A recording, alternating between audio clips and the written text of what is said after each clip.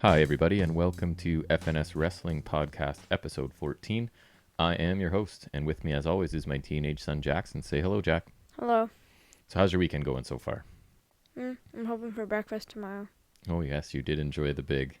Last Sunday, I made pancakes, bacon. Was there bacon? No, it was ham, beans, whatever. So he is now a big fan of that, so that looks like it's going to be a Sunday routine. You slept in today. You've had some disgusting fast food for lunch. Ooh, KFC. Yeah, not me. I just had a booster juice. We did our traditional walk over to the local plaza to pick up some food and drink. With me right here. So for what you drinking, we both have booster juice today. Yes. You've went with Orange Sickle again. I got the Strawberry Storm. Yes. And I've got what else to drink? Take a wild guess. Coffee. Correct. I saw you making it. Yeah, always. I have to. Yep. Well, I'd just like to take a second off the top here to thank any new listeners. We are picking up followers, subscribers. So. We're on a steady, slow incline on pretty much all platforms, which is awesome. And you love to see it. You do love to see it. We're joking about being international recording stars now because we have Russia, Australia, U.S., and Canada are represented, which is really cool. Yeah. And slight sure. growth across all platforms. Podbean followers have now surpassed YouTube subscribers, which I find kind of interesting.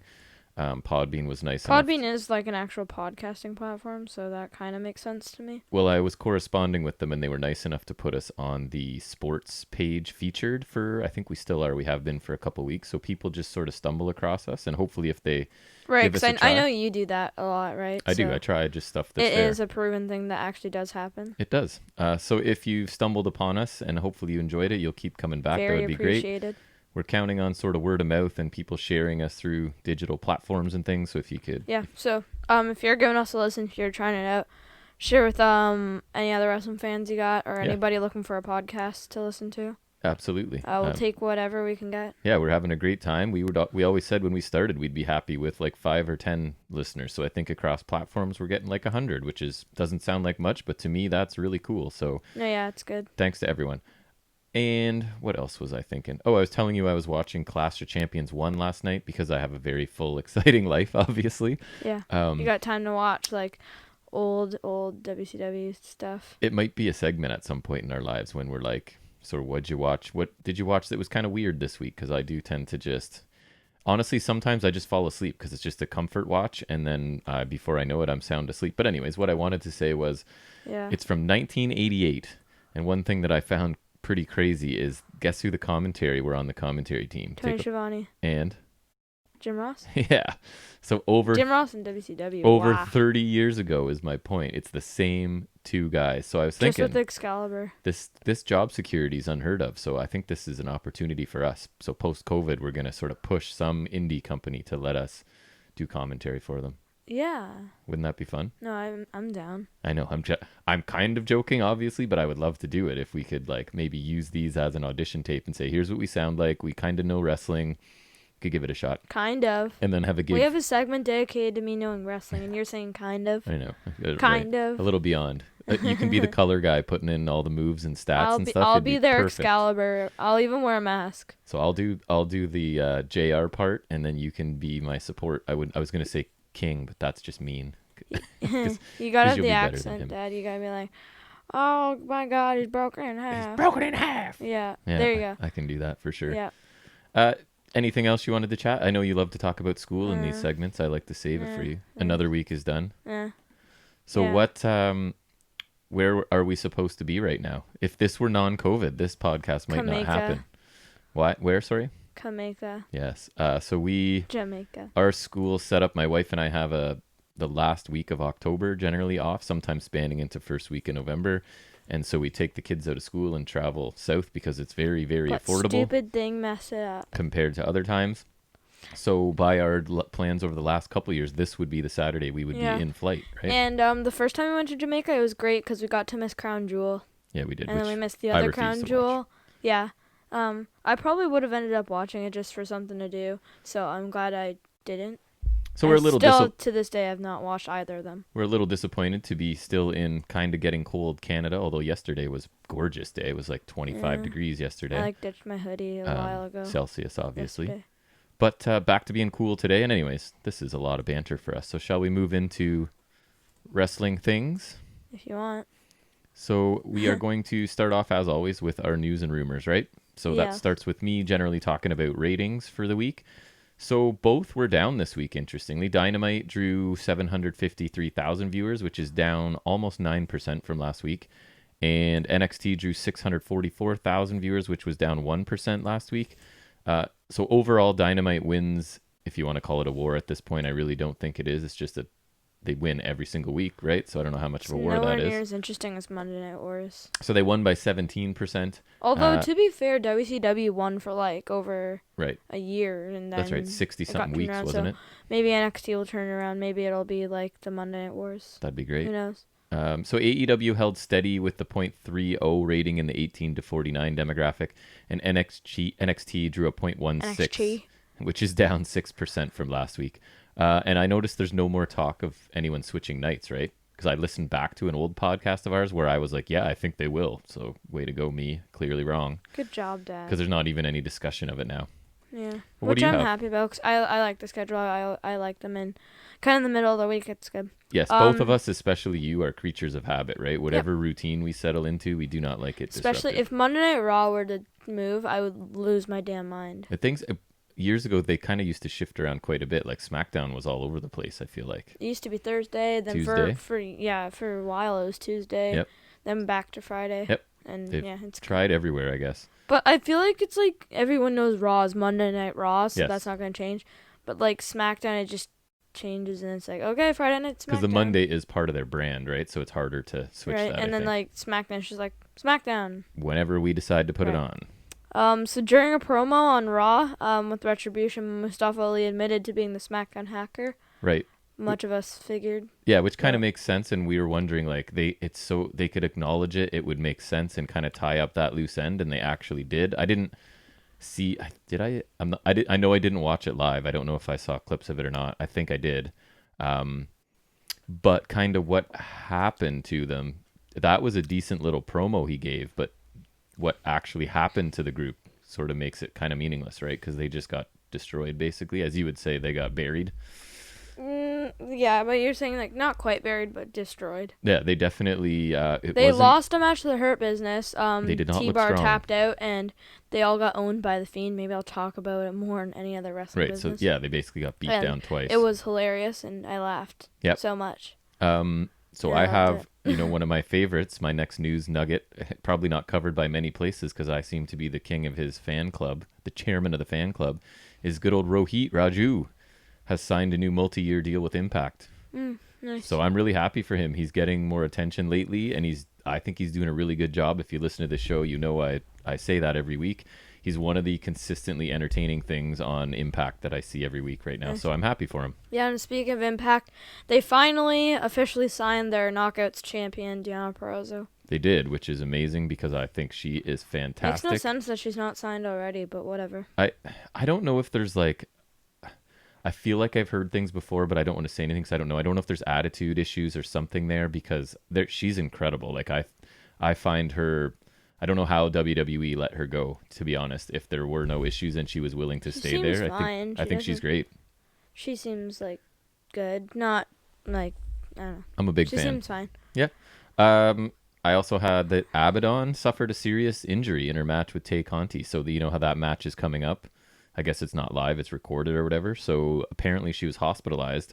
No word specifically on what it was, but it seems fairly serious. But that she'll make a full recovery. Nice. So that's too bad because I hoped that she was sort of going to get some exposure. I don't think she's good in the ring at all.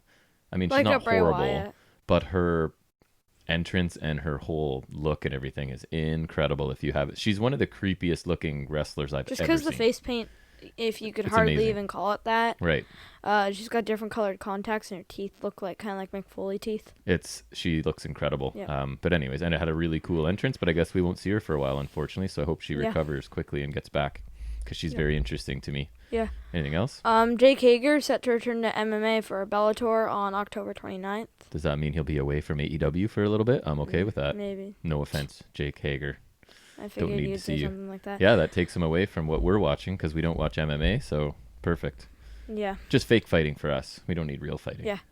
FTR claimed they asked for WWE release once a month at least. I believe them. That makes sense to me, and that's I funny. think they were just done, right, for a long time and just wanted out and tried to, I mean, whatever they were given, they did it on TV, but I don't think they enjoyed much of it.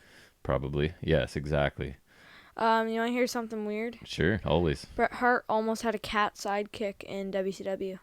Almost had a what? Oh, the cat Ernest Miller? No, just like a cat sidekick. Oh, a cat.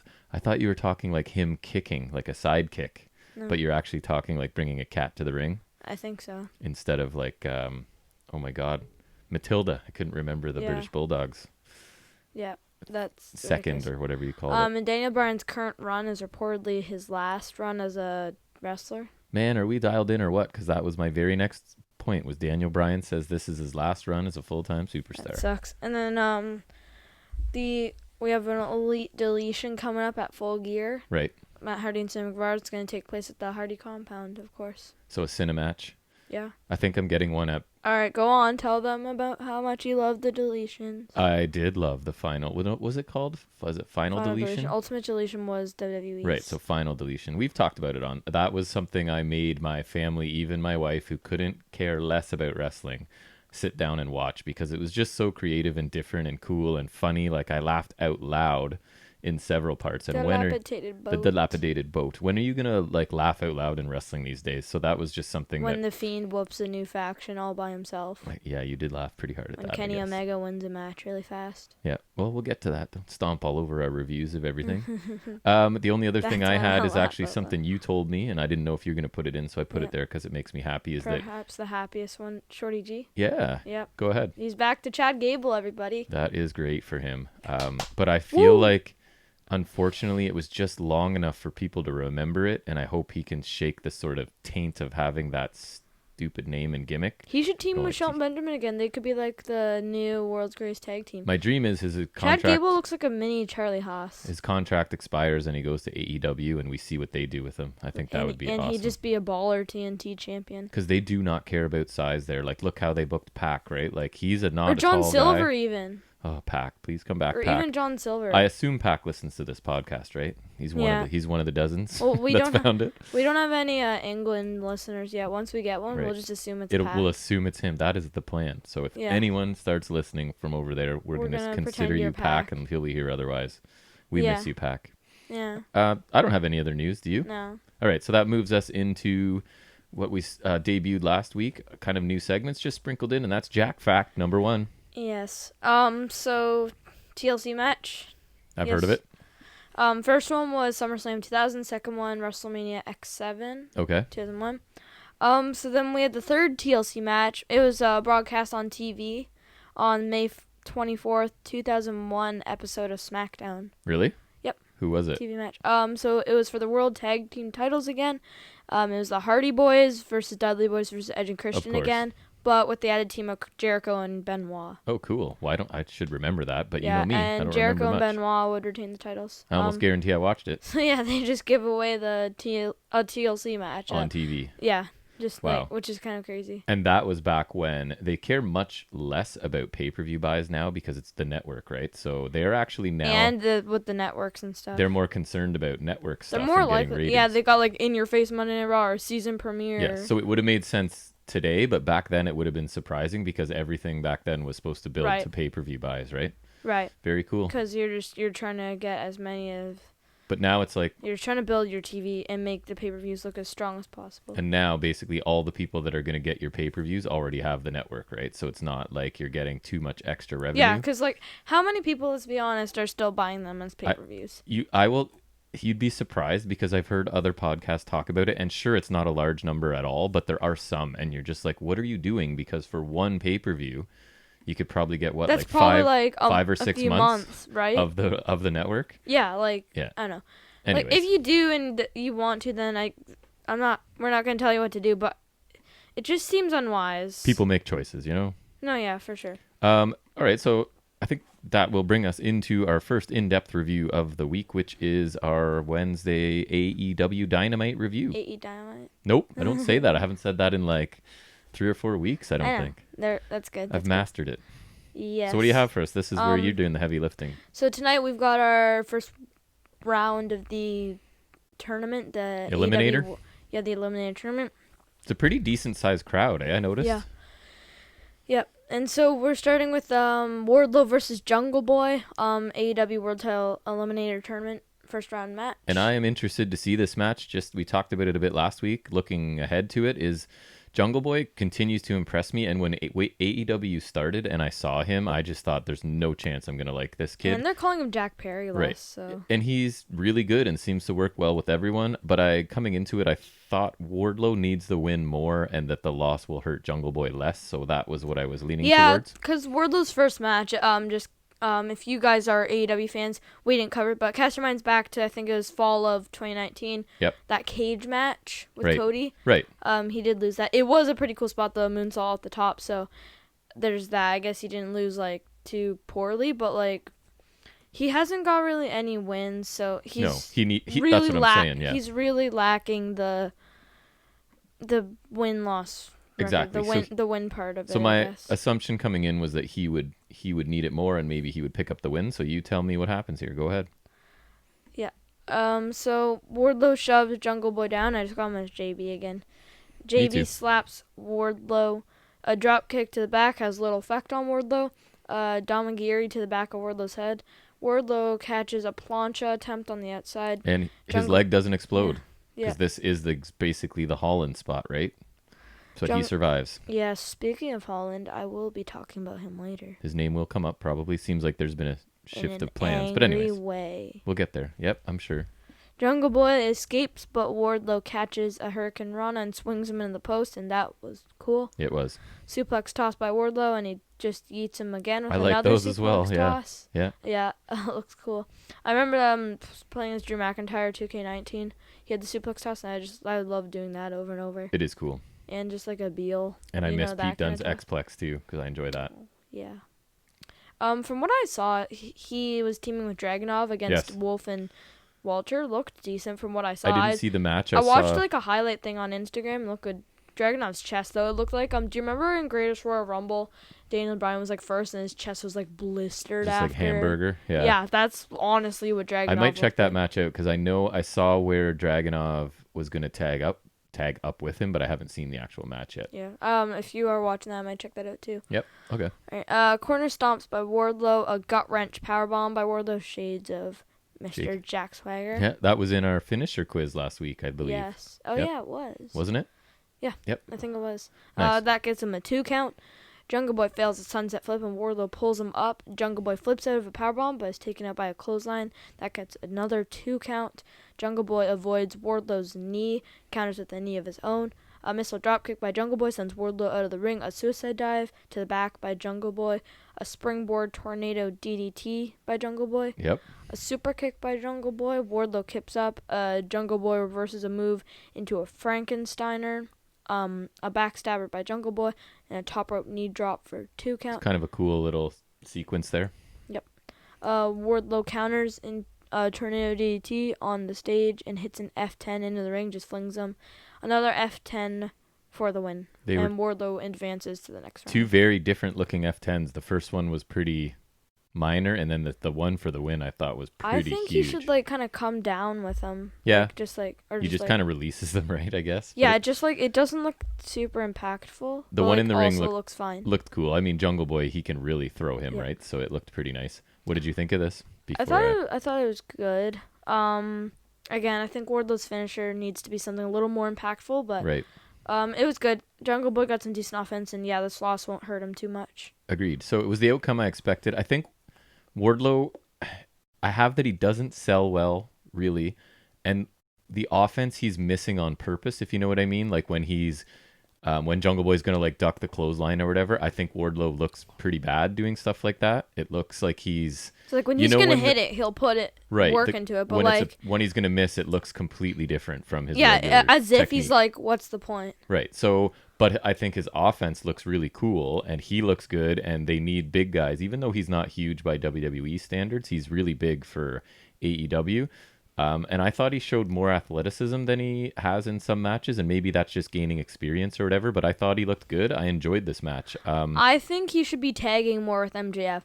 I think it could prove an interesting team, and it'll give him some experience without as much exposure, I think. But I think MJF's just ready to be Right. a single That's star. that's the issue too, because Maybe Wardlow add needs someone to more, that. but like Add a third to that group. I don't Yeah. know. That'd be interesting.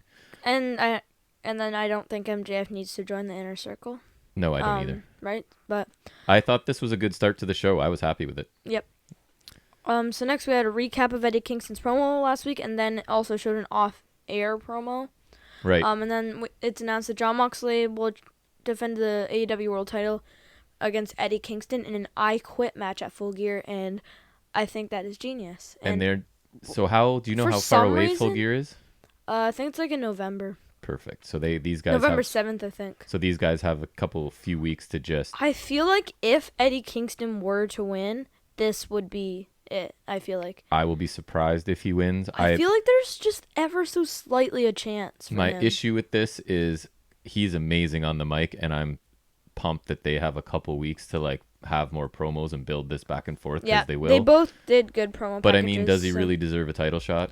What about, so that's kind of like, do I don't know, records maybe. matter? And it felt a bit WWE because it's I think just, it maybe because he didn't tap and he's like just whining about it, maybe. I guess, but, and it's this, you just come out and attack the champ and get a title shot, which feels Samoa Joe did that once. That's what I'm saying. It feels very WWE proper to But me. I think this match could be perfect for them. This could be But despite what they need. all those criticisms, I'm cool with the match, and they're going to build it in the time coming, and I'll probably They're gonna enjoy the make match. me want to see Yep. this. So I'll let it go. It's fine. Then we got Jon Moxley promo. He says he's happy about Kingston signing with AEW. He talks about their friendship. Mox says Kingston became bitter.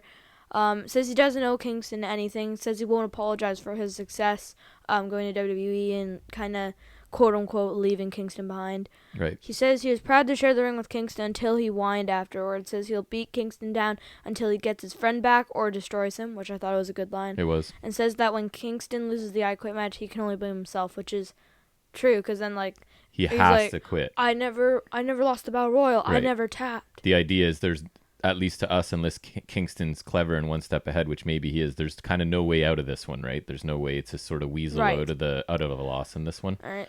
And next, we have perhaps one of my favorite moments on the show. Oh, hold on. Did you like that promo? Oh yeah, I really liked it, and Kingston's later helps this as well. Yeah, I thought this was awesome. Again, he puts over the competition at the same time as saying, I'm still going to beat you, I know, which he always Mox does. is fantastic at that. And you've always loved Moxley, FKA Dean Ambrose. I didn't love him in WWE. I hadn't seen him before, but when I heard they signed him and there was some hype around it, I did go back and watch some stuff, and he was cool, and his promos in the indies were awesome. WWE, he was not through his own fault, as we're learning now. Yeah. So I'm on the bandwagon now, and he is, his promos, and especially in pre-tape things, His ability to get his amazing. opponents over without looking weak or out of Yep. character is truly amazing. He does a great job every week. We say, and I started out not being a big fan, right? But yeah, then and again, you my realize, favorite example of this was Darby Allin. Yep. And then I just realized every week as I listen back to the show or after we're done, I'm like, every week I'm saying that was a really good promo. He made the other guy look good. He made And me his want to see the finisher match. is wicked. Which at the core is what you want to do. Make people, whatever it takes to make people want to see your match, right? I like and that he he's does got it. like he uses a sleeper sometimes. He sometimes uses the bulldog choke, and he's got that sick paradigm shift. Yep. And he just finds a logical angle to come at in his promos, and he's passionate, and he can act, and he can sell it. And It's definitely Kingston's at even the a very level least above bullet that. points. Right. So Right. if Kingston keeps doing what he's doing, man, on the mic, I'd be comfortable. If he prolongs this pace he's on, I'd be comfortable saying he's one of the best I've seen. He and could I've be a watched TNT champion, in my opinion. 30 I don't a know, different type but of TNT champion. I'm just saying on the mic, he's an all-timer if he keeps Yeah. performing at this rate. They've got Mox, they've got Kingston, they've got MJF, even like someone like Ricky Starks and Taz. Absolutely. They've got so many mic masters. It comes up again later, I think, in this show we review, but I have a little note where it's like, these are the things that AEW does so much better than NXT. Building character, right? And just having... Building stories without having to do like a tag match before it, and they, or some yes. sort of match before. And they whatever. consistently do it. NXT does it sometimes. I don't want to And say they have never so do. many like they're big matches on TV, like Cody versus Orange Cassidy, or like Mox versus Archer. They have more of a big fight feel to it. They're just like they do a good job building to these matches when they're just on TV. NXT, it's like we have a tag team title match tonight. Yep. So Because if you just look on right? paper, Like, talent-wise, both of these companies have awesome talent, pretty much top yeah, to and bottom. like It's I just feel how they're myself used. like when there's a TNT title match, I'm like, all right, Yeah. this is cool. And when there's like a title match on NXT, I'm just like, whatever. Like last week we had Damian Priest versus Dexter Lumis. It just felt so random and like Lumis had reason to have the match because he didn't get in the ladder match. Yeah. Because he got injured, but like there was no really build to it. They didn't. And it makes you feel like there's very little chance that the title's changing hands. And right? like that the title's not important enough that like it doesn't deserve this big build to it. Whereas on Dynamite, we've seen it change hands on TV. Right. Brody Lee, and then Cody won it back, Yep. and like. So there's always a chance. Whereas The first women's champion. NXT in the back of your mind most of the time, it's like it was. in the back of your mind on NXT a lot. It's like, well, this who's going to win, so it's going to be a good match, but the outcome is what I knew it was going to be. Yeah, and it's just like they don't feel marquee enough. But anyways. So next your favorite epic match of the year here was one of my favorite segments in AEW. So we have Kenny Omega versus Sonny Kiss. This is another first round match in the Eliminator tournament. Sonny Kiss is subbing for Joey Janela because Janela came into contact with someone who has COVID-19. My final note was I wonder how I bet Janela's fine with missing out on this match maybe. Right? Yes. Like, so we had a lengthy intro for Justin Roberts. Oh, it Kenny. was funny. Justin Roberts is like reading off all of these ridiculous credentials. Well, some of them like honest credentials, but just like how he's the AAA Mega Champion right now. And then my favorite that I made a note of was so fluent in Japanese that he translates for Jason Nakazawa, Michael Nakazawa, which I thought was really funny. Yeah. And then I blew the line, but what can you do? Yeah. It was. Yeah. It's a shift in his character for sure. In North Carolina. And I liked it. All right. So the match starts. They shake hands. V-trigger and one winged angel for Kenny for the win in less than 10 seconds. Yep.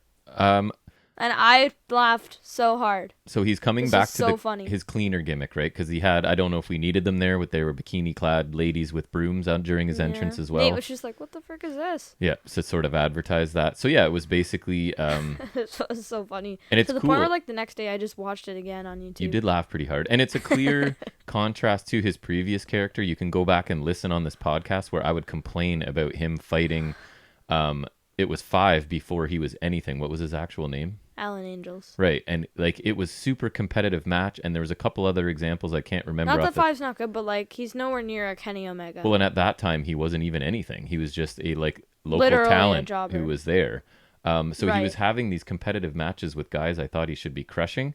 So now this is like them indicating that is over, and now he's just destroying people. No And I don't offense think to Sonny Kiss, but this was hilarious. and I don't think it so hurts funny. Sonny Kiss that much. I think she or he will was be never fine. in the greatest spot. It's not like she was or he was.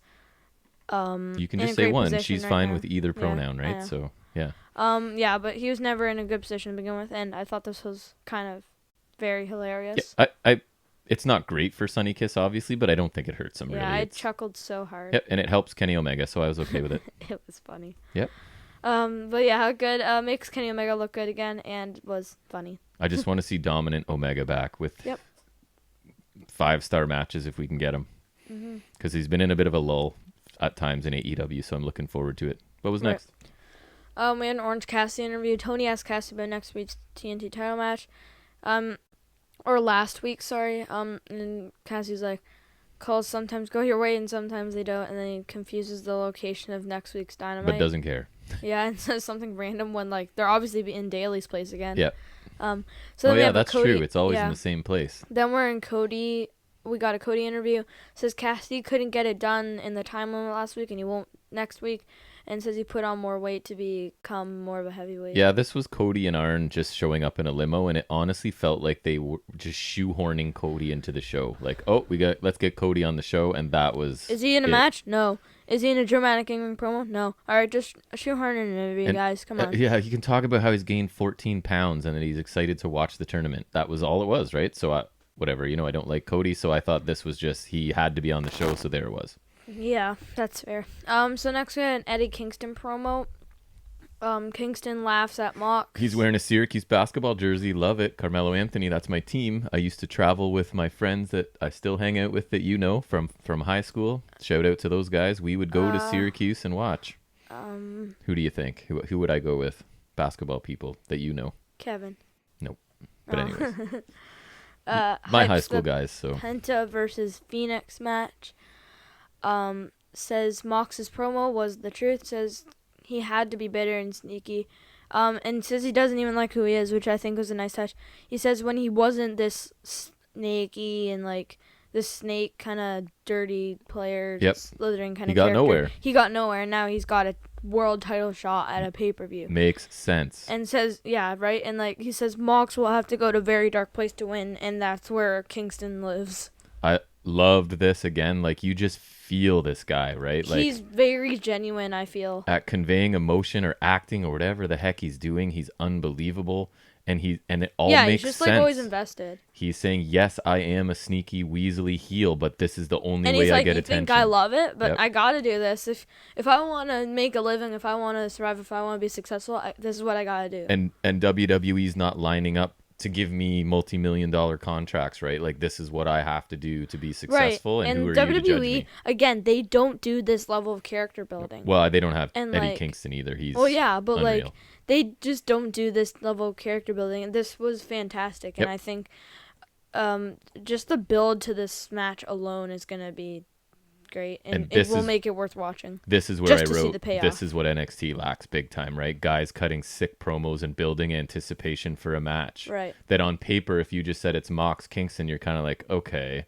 But then when you see the stuff they're doing into it, sign me up. It makes you want to tune into the match, like, just based on this build alone. Yep. But yeah, so it was really good. And we have Penta L0M versus Fenix next, which I was very excited for. Me too. And fun fact, you and I weren't the only ones. This was, despite the Jericho MJF segment coming up, this was the highest rated segment on Dynamite this week. Yep, Lucha Bros colliding. Before this.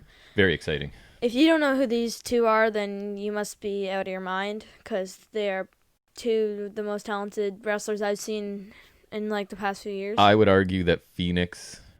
He's probably the most talented high flyer I've seen. He might be the most talented wrestler, period. Like, he's not obviously great on the mic. I don't think his English is strong. Even in his entrance, he's just doing this insane, like, rope walking. Like, it's effortless. In the ring, he is... I don't put many on the same level as that guy for sure. And Pentagon his character work is amazing, and he's excellent in the ring. He's not as good as his brother. His offense is so stiff and crisp. They've worked two very different styles, and that's why they're so good as a tag team and as opponents. And we say it all the time, Penta has the best ring gear in the business. Yes, his mask face paint combo is genius. And just everything. The whole outfit is cool. Yeah, and just like the vest looks cool, and like he's got the gloves, and then he takes them off, Miedo, and like he's great. Yeah. So we got Eddie Kingston on commentary. Yep. Handshake, holds, and counters. Shocker. Arm drags by both. Counters and Pentagon hits a soul kick, which is like to the midsection. Yep. Roll ups by both. They agree to just slap the piss out of each other. They chop each other. They sure do. Very hard. They literally just stand there waiting for the other to chop them, and it was very, like, they just literally just slap each other. As a father of two boys of similar, like, closer in age, I wonder what it was like trying to parent these two, because they were probably just like wrestling around the house constantly, right? Like, think about it. So this is two brothers getting together on national TV and going, let's just hit each other really hard. Slap. Let's just beat each other. I was thinking about parenting them. That's being a dad. Like, what would it be like with their, like, when they were 13 and 10? Were they just fighting all over the house constantly? But like doing backflips off the dresser and things. But anyways, sorry, carry on. Who did they say was the older brother again? Pentagon? Penta's the older. Yeah. Right. Yeah. So he's You're like Penta and Nate's cooler Matt. Yes, Phoenix. I'm Penta. Penta's like a. Oh, I wrote Pentagon. I didn't even realize on that. But like Penta's like cooler Matt Hardy, and then and then you're like, and Phoenix is cooler Jeff Hardy. I'm just like, I'm sure you would think so. I would. I mean, he so. is. Yeah. But you don't like Jeff Hardy either, so. But we digress. Springboard is caught with a super kick by Penta, which looked great. Yes, it did. Which gets him a 2 count. A Damagiri by Fenix. Spinning crossbody by Fenix to the outside. This dude gets insane spin when he does these things. I put 720 question mark because I think he went around twice. He gets insane like a 720 spin. corkscrew. I don't know either. This. And how he doesn't fall off the ropes ever, or I don't know. He's a cat. Speaking of, Penta avoids a rope walk kick by pulling down the ropes to trip Fenix. It looks like he hit his face off the ropes too. Not like actually, but like it looked practical. And what I liked is that never happens to Fenix, but it makes sense that his brother would know and be like waiting for it. So I loved it. You know when he like goes to the ropes and he like spins around and like corks back in and goes for this and hits the spin kick. Too. He was a step ahead on that. Yeah, Penta ducked that too, just kind of showing that like no one else dodges these things but Penta. I don't remember it happening before. I remember Fenix every time spinning around in the ropes, hitting that crisp kick, and then I agree. And the rope walk, just like boom, like boom. But yeah, so like Penta being the only one like that's really like of memory missing this, it's just like they know each other so a little bit extra for those that watch all the time. Yeah. Penta misses a chop during commercial break and his hand hits the post. A pump kick and a springboard sling blade for 2 by Penta, which I thought was kind of cool. It was. A Damagiri by Penta while Fenix is perched on the top turnbuckle. A top rope head scissors by Fenix, and I wrote, "Is he okay?" Yeah. I'll let you know later. No, he was not. Yeah. Odd flipping DDT by Penta for 2. And I think it looked really weird, but I think maybe he was just being careful. And I don't think Penta would just mess up like that. No, and he seemed to be giving Fenix a minute too, I put here, because it looked, Fenix landed really high on the head neck area. We'll talk about this. Sorry. Go ahead. I'll inform y'all after the match is over. Did not look like a good landing. Fenix gets out of a powerbomb and hits a super kick for a near fall. Fenix slips to the ropes and pulls Penta into the turnbuckle. Avalanche Spanish Fly by Fenix for a close fall. A pop-up flipping powerbomb by Penta for 2. I had pop-up flipping powerbomb question marks. It's one of those things where I'm like, I don't even quite sure what I'm seeing, but we'll get. And then I come to you for clarification. What it was? He pops him up and then like Fenix does like a flip and then I can't remember. Because it was a tandem, right? It was the 2 of them involved, I think. Yeah. I don't know. It was happening so quickly. My notes weren't super detailed, but that C4 was crazy from Fenix. He gets so high. Arm snap by Penta. Shades of Lucha Underground. Exactly. Penta can't capitalize on the damage because it's his brother. He does a Sierra Miedo. Fenix spins into a destroyer for the win. It just looked crazy, and then he just did the destroyer. And I wrote it was a great match, but would have been better if they were actually feuding, because then it wouldn't because the dynamic that they're like brothers and that they love each other was good, because then they just slapped each other or kind of held back in some aspects, and I like that because for what they're doing that made sense. But if they're feuding, just imagine them not holding back and I had something, and there would still be that aspect that they know each other so well, but it's maybe that they hate each other because the Hardys, it could be a similar thing where sometimes they're teaming and Hardys have faced off while they were still teaming. Right. But I feel like it's always better when they're actually feuding. Sure, it should add a little bit. Phoenix would advance. Similar. I thought it was a great match. Really enjoyed it, but there could definitely be a better one, and maybe that ties into the... It wasn't even their fault this time because obviously they weren't feuding, and this was the way they needed to do it for this. Well, and there was an injury mid-match too, right? Which may have slowed down the second half of it. But also it was still good. Just the scenario that this match is taking place in is different from if they're feuding. And my hope is that they're not starting to feud yet, because I don't want dissension in Kingston's group yet. I think it's too early. I just want his group to stay united for now. Yeah. But it was a really good match. So what would happen is Fenix did hit his head. Despite him winning, Penta is going to replace him to face Kenny Omega. That's right. So we're getting Penta Omega, which is awesome as well. Which I'm fine with. Yep. I just didn't really care who won. I just wanted a good match of this, and that's what we got. Yeah, round 2 is going to be sweet. Mm-hmm. For sure. So I was just taking a sip. Booster juice time. Recap of AEW tag title match last week. Best Friend saves an accident breaking the arcade machine. And they're no strangers to things breaking, like C's van and whatnot. Yep. So just kind of maybe hyping a match between them and then Sabian and Miro. So I don't know. This is not a main event grouping, right? So I don't know if the plans are for they never wanted Miro as a main eventer, or they're just holding off for a while, which is, I think, most likely. But he's not coming across as a star here to me. Who? Miro. Yeah. Right?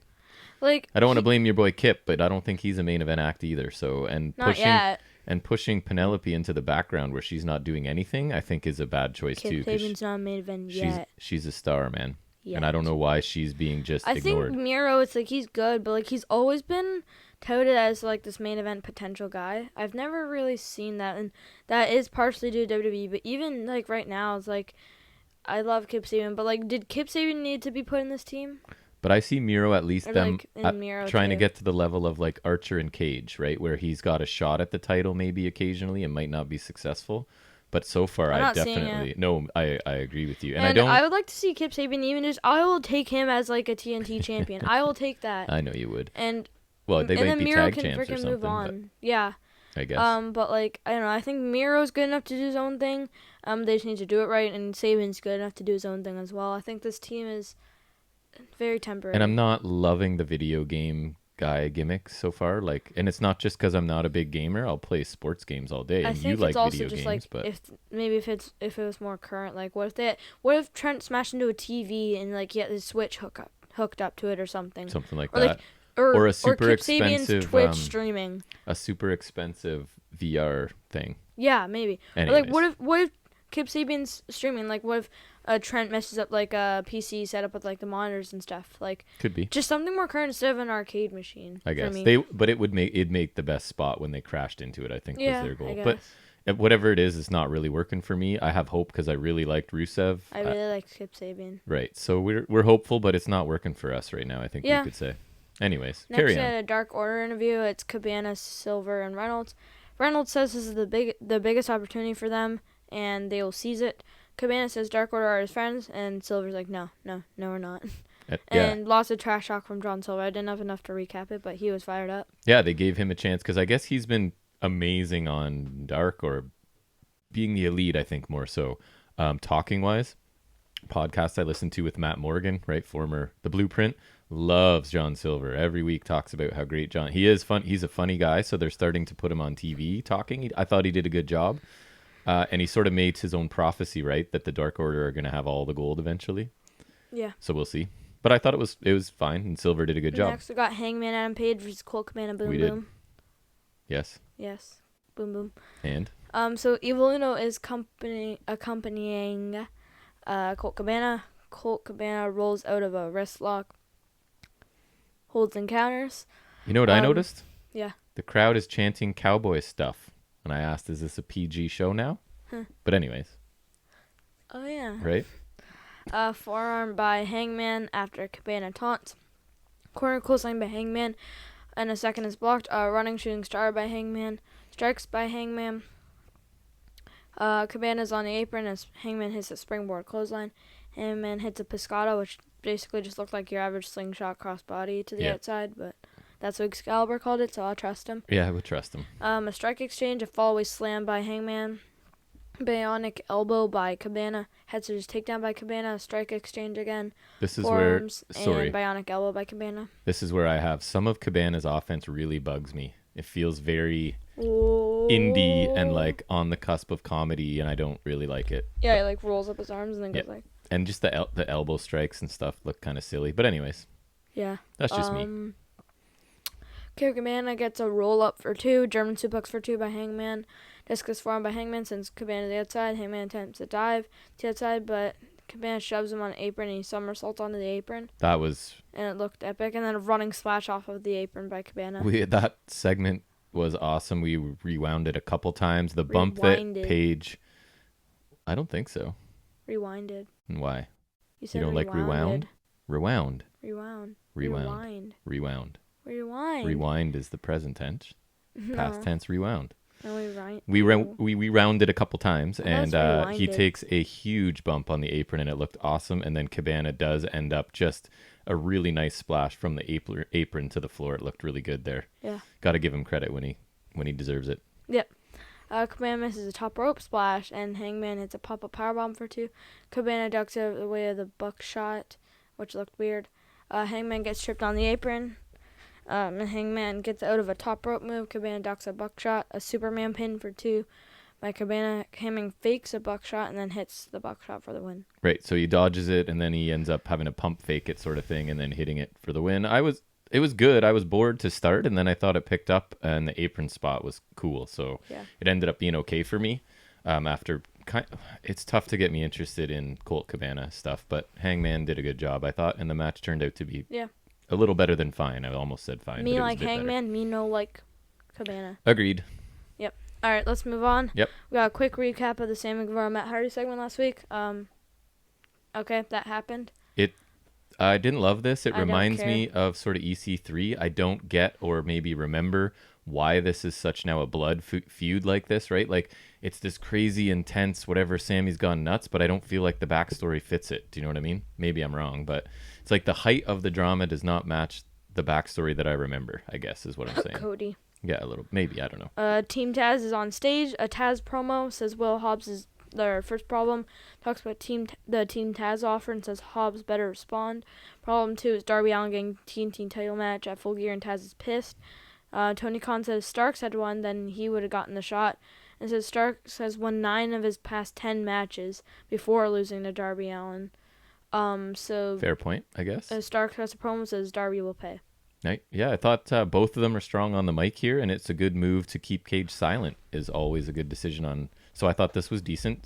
Starks and Taz. Well, he said can who both talk. better. Sorry. He said who better. Yeah.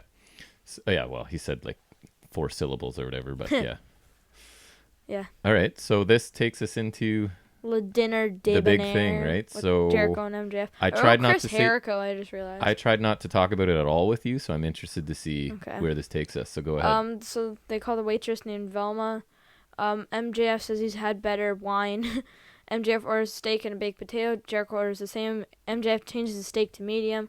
Jericho changes to medium rare. MJF changes his to rare. Jericho changes his to blue. Jericho says MJF was rude to the valet and an old lady. Jericho says there will be an Inner Circle town hall next week to decide if MJF will join the Inner Circle. Sorry, I couldn't remember there. Gapped on it there for a second. Yeah. The one thing that I thought was weird at first was the set they were in, right? I thought it looked really cheesy and awkward, but Looks then like what I've seen in YouTube videos. But it makes sense because as we see, like the curtains behind, right, are sort of serving a purpose there. Because I thought they would take the time to put it in an actual restaurant or something. Apparently, they finished 22 minutes before Dynamite. But it was just clearly like somewhere which is weird. And they were making it look like it was just it didn't look like a restaurant, to be honest. But there's a reason for that. Jericho says the ratings ruler name is as over as, and then they both say Orange Cassidy, which I found funny. Yeah, there were some funny bits here. MJF tells Jericho to picture them as a team. Then they do a weird song like in a Disney movie. There's dancers. They dip the dancers and purposely drop them. So it and turns then they insult into Cody, Bucks, and Mox all in the song. And I thought it was kind of funny. It's a full-on musical with choreography and extras and dancers and everything. Like this,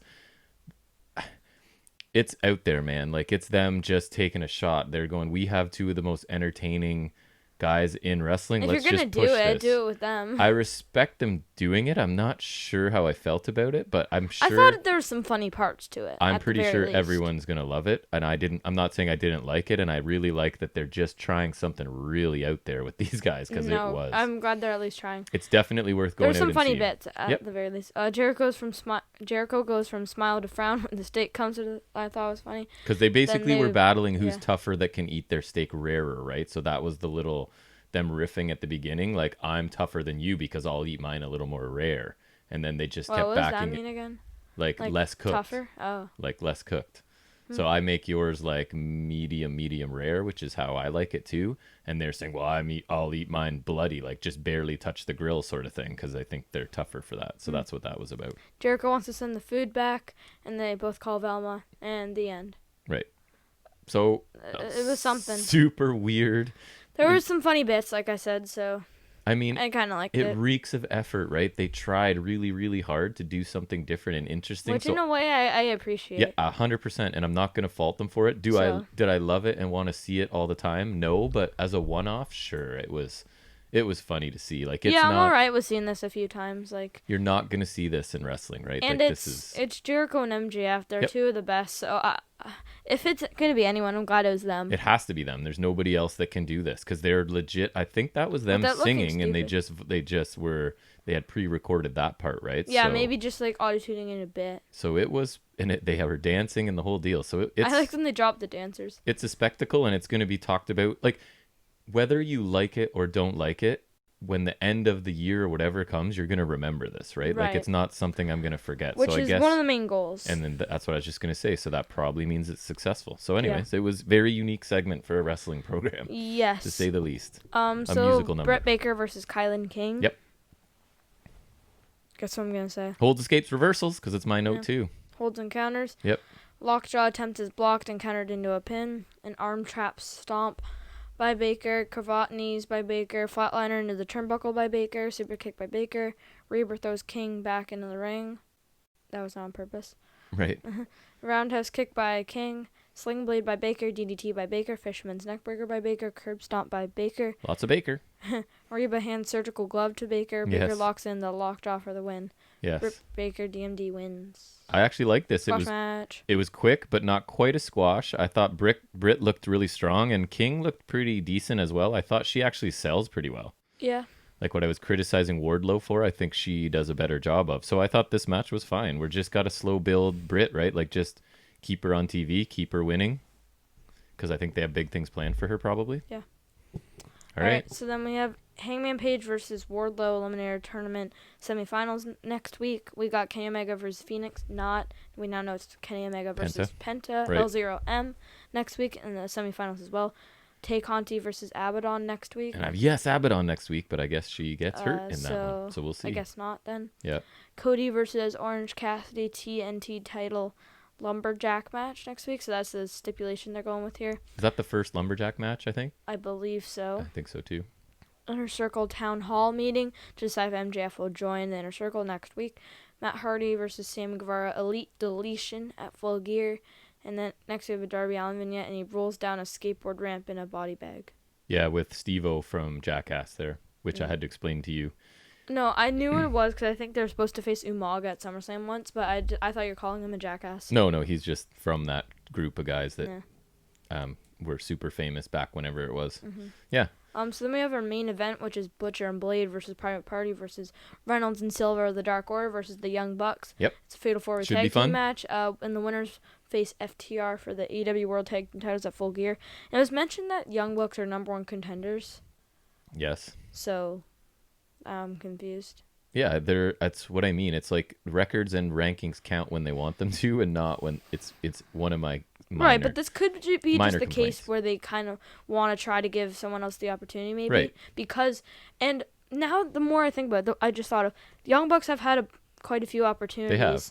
So maybe that's why. Yeah. They're like, all right, you guys are the number one contenders, but since you've failed in a lot of opportunities, we're going to have to make you work for it. And they never did actually say, like, these are going to be binding rankings and stuff, but they could at least try to explain to us why it's not, why it shifts from time to time. But here I just was thinking about it, like, it might make sense, just like, maybe because Bucks are number one contenders, but they've had a lot of opportunities failed, so maybe they want to give, try to give an opportunity to a less prominent tag team, such as Reynolds and Silver. Yep. Who are primarily dark competitors, or Private Party, who are younger and, like, yeah, were in the tournament, but they haven't had a lot of opportunities like That's the fair. Bucks. So, so yeah, it doesn't make sense. But the more I think about it, it's like it is conceivable at the very least. Yep. My first note is annoying plot development off of TV. Stop it. Would that be? Oh, I think I'm referring to Bunny rejoining Butcher and Blade. I told you, I saw it on Instagram. I know, but that's why I'm saying that's plot development off of TV, showed you. And that annoys me. That's not the fact that I didn't know it happened. It's that I don't think we should have to.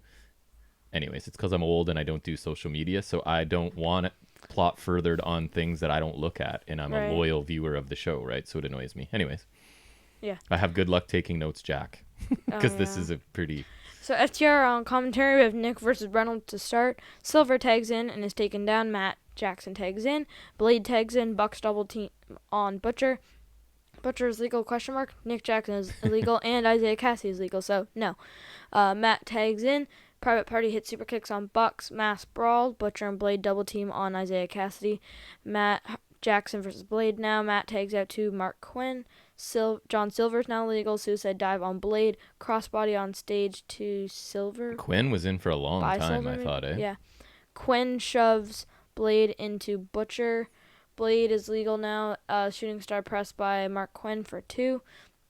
Always impressive. Butcher breaks pin and slams Quinn. Blade takes out Cassidy. Quinn versus Silver post-commercial break. Domagiri on Quinn and Flurry to take out everyone else. John Silver's on fire here. And then Reynolds tags in, and he and Silver hit their usual double-team combo for a near fall. Which I think and looked Bucks awesome. break the pin. Yeah. Their double-teaming moves, they link like 3 or 4 together. If there's a mid-card tag title or a 6-man tag title, I think they'd be perfect for it. Maybe like them and... I'd like them in 5. Yeah, that'd be all right. That'd be kind of cool. Yep. No, they do a good job. They're pretty fun to watch. Now I want that. And now I miss Death Triangle. Oh, Death Triangle. Oh. I was thinking about them this week too, No, which is no, who? I'm sad. Let everyone know, in case we forgot. Pac, Penta, Fenix. Oh, imagine. And now Penta and Phoenix are with Kingston, but I think Kingston would be fine with just Butcher and Blade because they don't do much. Yeah. And Penta and Phoenix could either feud, they could team by themselves, they could be in Death Triangle. They could literally do anything, really. Death Triangle's 3 of my favorite guys in all of wrestling together. So that's why it's perfect. miss you, Isaiah Pac. Cassidy tags in, immediately a silly string. Yeah, I do miss Pac. I don't love the silly string. It's getting to be quite cooperative, right? It's like, oh my god, the silly string. Someone has to find a way to set up in Yeah. that exact spot every match. No good. A splash leg drop combo from the top rope, kind of homage to the Hardy Boys. Did you hear about this? What? Just before we started recording, while I was waiting for you. What? And it's not fun to watch again after Reynolds gets knocked right out there. Really? Yes. Like knocked out. I heard he got injured or something. Yes, you can see it's the leg drop comes in and gets him in the head, and the arm angle and stuff, the way his arm is, like now that when you watch it, that's not good when we're on audio, it's not really good. I can't show people, but it's not good. So he was knocked right out there. Anyways, carry on. And the Bucks break a pin. That's okay. That's some new information. Yeah, I didn't put it in news. I thought I'd surprise you in here. Anyways. Blade tags in a suplex onto knees by Butcher and Blade, and Bucks break pin. Go again. Mm-hmm. Bucks low bridge Butcher out of the ring. Nick tags in. Nick Jackson flurry. Yay. Yep, as always. I love it. Yes. PK to Private Party on the apron. Fosbury flop by Nick to others. Nick Jackson is amazing. He is. Matt Jackson tags in. Double super kick to Butcher. Senton pile driver by Bucks. That's but the cool. pin is broken up. I love can't that. even remember what it was. What? Like senton punch. I don't remember what it looks like. Is it like a flip senton? Or like? No, I remember now. I just wrote that it was cool. I don't remember details. No, now I remember. Matt versus Isaiah Cassidy now. Small package for 2 by Cassidy. Cassidy dodges a corner attack. Quinn is taken out. Bucks eliminate all other tag options for Cassidy. Quinn prevents a melted driver. Cassidy reverses into the roll-up, like they did to win that tournament match last year. Yep. Matt reverses that into a roll-up with a deep cover for the win. The Young Bucks earn the title match at Full Gear, and they face off with FTR. Bucks smack the beer away. Timekeeper distracts the Bucks and FTR attack. Timekeeper assists in a spike pile driver. Chair around Matt's leg and Cash stomps on it. Timekeeper is, shocker, Tully Blanchard. Which you said the second he steps up, right? And the commentary's trying to act like they're not sure who it is, whereas the minute we saw that, we knew who it was. I liked the match. It was chaotic but fun. I didn't really love the ending, to be honest, but I'm okay with it, I guess. Little criticism, the more I see Private Party, the more I feel they don't belong in the top tier tag teams yet. They have massive potential and might someday be the best, but there's just something about them that's kind of bugging me. And there's something missing. And this division is stacked, so we don't need them in that top tier, in my opinion. But I like the flurries that Silver got, and the Dark Order, their combo moves look awesome. Yep. Overall thoughts on the show, because that was the main event. So the Kenny Omega match was hilarious. Yep. The Lucha Bros match was fantastic. Yep. The main event was cool, just kind of chaotic. Britt Baker had a good squash match. The Debonair dinner was funny. We had some good promos from Mox, Kingston, and Team Taz. I'm going to guess you're going to say an A. And the tournament matches were good. So, yeah, I'll give it an A. Just a solid A. I always know, because you're just a tiny bit higher than I am. So I have similar, like good I opener. It was a solid show. Many good promos, many good matches. Yep. Good opener with Jungle Boy and Wardlow. A mega squash that was fine for Omega Kiss. I love the promos from Kingston and Moxley. Yep, Phoenix Penta was really good. Britt's match was good. Cabana Page was mostly good. Dinner Debonair was... It was what it was. I wouldn't say I liked it or disliked it. I liked the effort. I respect the effort. And there were a couple packages, the Allen and the Sammy ones I didn't love, but they were so short that it doesn't take many marks away. So I gave it an A-. It was a good show. I enjoyed it. Yeah, really good. All right. So that's, I think, a couple weeks in a row we've both had them in the A range, which is good for them. So that takes us to, we'll have Jack Fact number 2 here. What do you have for us? So the 4th TLC match was also broadcast on TV, and this was as a result of the Raw Roulette, which is similar to our upcoming Spin the Wheel, Make the Deal. You're not going to say it in Shotzi voice? No, don't. You don't have to. Oh. Yeah. And this was on a 2002 episode of Raw. I forgot to write the date down. I think it was like October. Yeah. And I think that's why I think they're in Las Vegas, so that's why I did Raw Roulette. So Kane and the Hurricane. Oh boy, that takes defend me back. the World Tag Team titles against RVD and Jeff Hardy. Wow. Bubba and Spike Dudley, Okay. and Chris Jericho and Christian, which is the only team that makes sense to me. Somewhat, yeah. That Yeah. is interesting pairings. The for all Hurricane those. was attacked backstage, and Kane retained the titles by himself. Oh, nice. Yeah. Hurricane was an interesting comedy character. He did quite well there for a while. Yeah. So yeah, another TV TLC match. Interesting. Yeah. All right, so that takes us into off the top of his head, right, where we're getting into our little trivia section, and you seem to enjoy This is the segment where we shave my head and the hair goes off the top of my head. That's it. So you liked the finisher one last week, right? Yeah. So we're gonna do that again. Yay. And it was weird because I did it so early that I couldn't remember today if this was the one I did last week or not. So that's why I was checking my previous notes, which I'm glad I kept them. Because I normally plan these later in the week, but I did it early. So I forgot if this was current or last week's. But it's current, I believe. So let's start. You tell me if I asked you this one last week. Green Bay Plunge. Do you know that one? It was more his signature, but he did use it as a finisher. Hurricane. Nope. Mr. Kennedy. Ah. Started off tough. Sliced bread number 2. The Brian Kendrick. Correct. WMD, Weapon of Mass Destruction.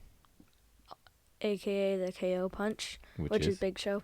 Do you remember your brother when he was little called it the Ko punch? Yeah. And it bothered you, and I thought it was adorable. This one should be easy. Tadpole Splash. Hornswoggle. Correct. Backstabber.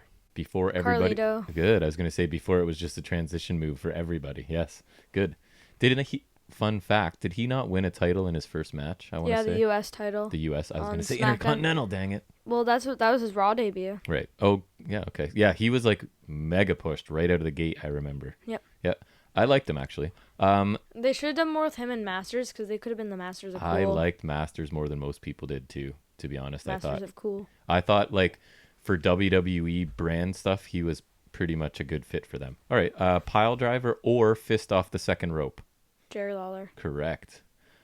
Super easy one. I don't know why I put it in here. 5-star frog splash. Rob Van Dam. Eat defeat. BAM.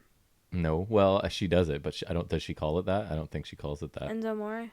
Nope, it would have been Xavier Woods. Nope.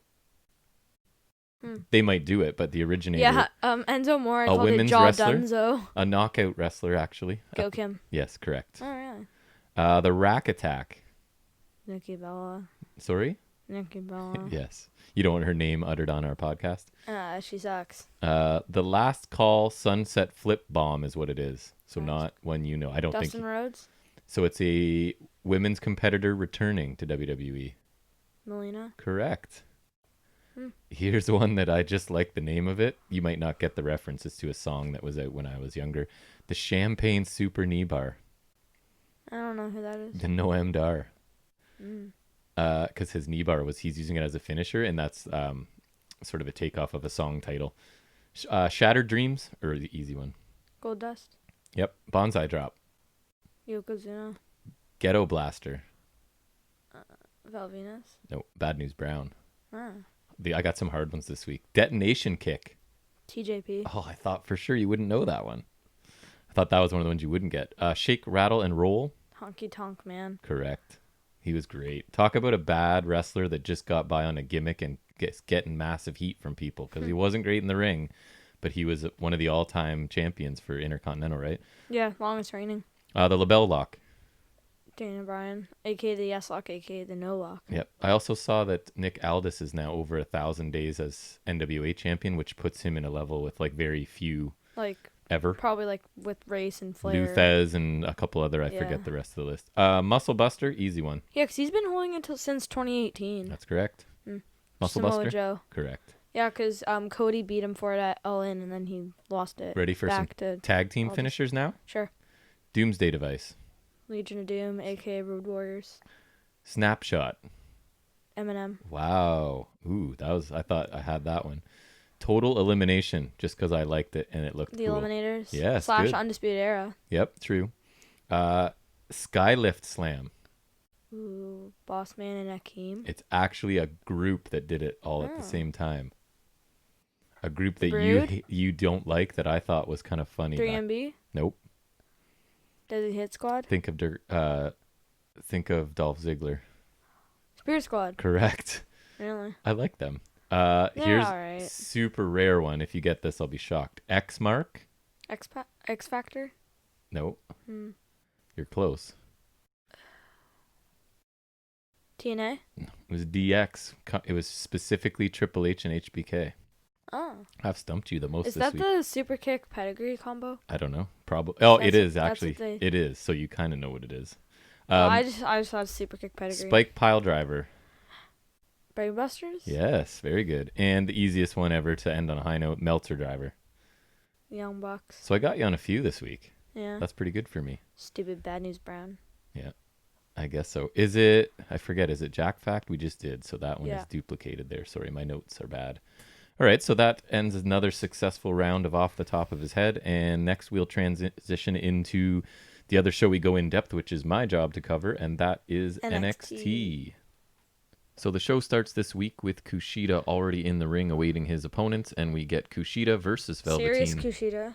Yes, serious Kushida. So serious he doesn't want an entrance anymore, which actually might be good for him because it gets rid of cuts down on the Not seriousness. No, the movie I can never remember. Oh, Back to the Future cuts back on that. Like he's in the ring without the vest and the glasses and stuff on, so maybe Just that's an his improvement. jeans and his boots, because he's serious, Yep. guys. Remember. It's Kushida If you versus forget, Velveteen then- Dream versus Tommaso Ciampa.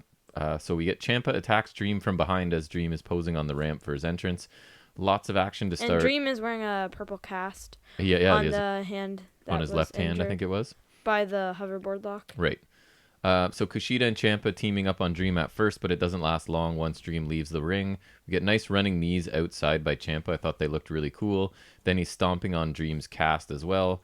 And then I have here, sorry, lots of things happened really quickly and I just couldn't keep up. So there's a little chunk there that I might have missed. I apologize. Hey, I mean, I had trouble covering that Fatal 4-Way tag match. I so, believe I mean, it. there's matches like that where you just miss, even like a normal tag match, right? So like, if anyone ever gives us feedback, which you could still be the first one ever, you can let us know. Do we do too much detail? What do you mean? We got millions. Do we do too much detail in the move for move? Do we would need you rather a little shorter? more? Or like... So what I do you like, don't know how people? much more we could do, but we're open to feedback and suggestions. I forgot. Whatever. We were started a gimmick where we get thousands of emails, but I ruined it. We don't get any. You could be the first person to contact us, FNSWrestling@gmail.com. And expose our sham of millions of emails. But yes, do email us if you want to suggest a bonus I episode. guarantee we'll mention you on the air. Yeah. If you And email us if we do, at this point. yeah, and if say you suggest a bonus episode and then we do it, when I announce it, We'll if shout you can, out. Yeah, if you can let me know your Instagram tag, then I can tag you in a post or something. Or contact Jackson. He runs the Instagram. I've got nothing to do with that. Yeah, so if you can want to message contact us on him there. Instagram, you can do that too.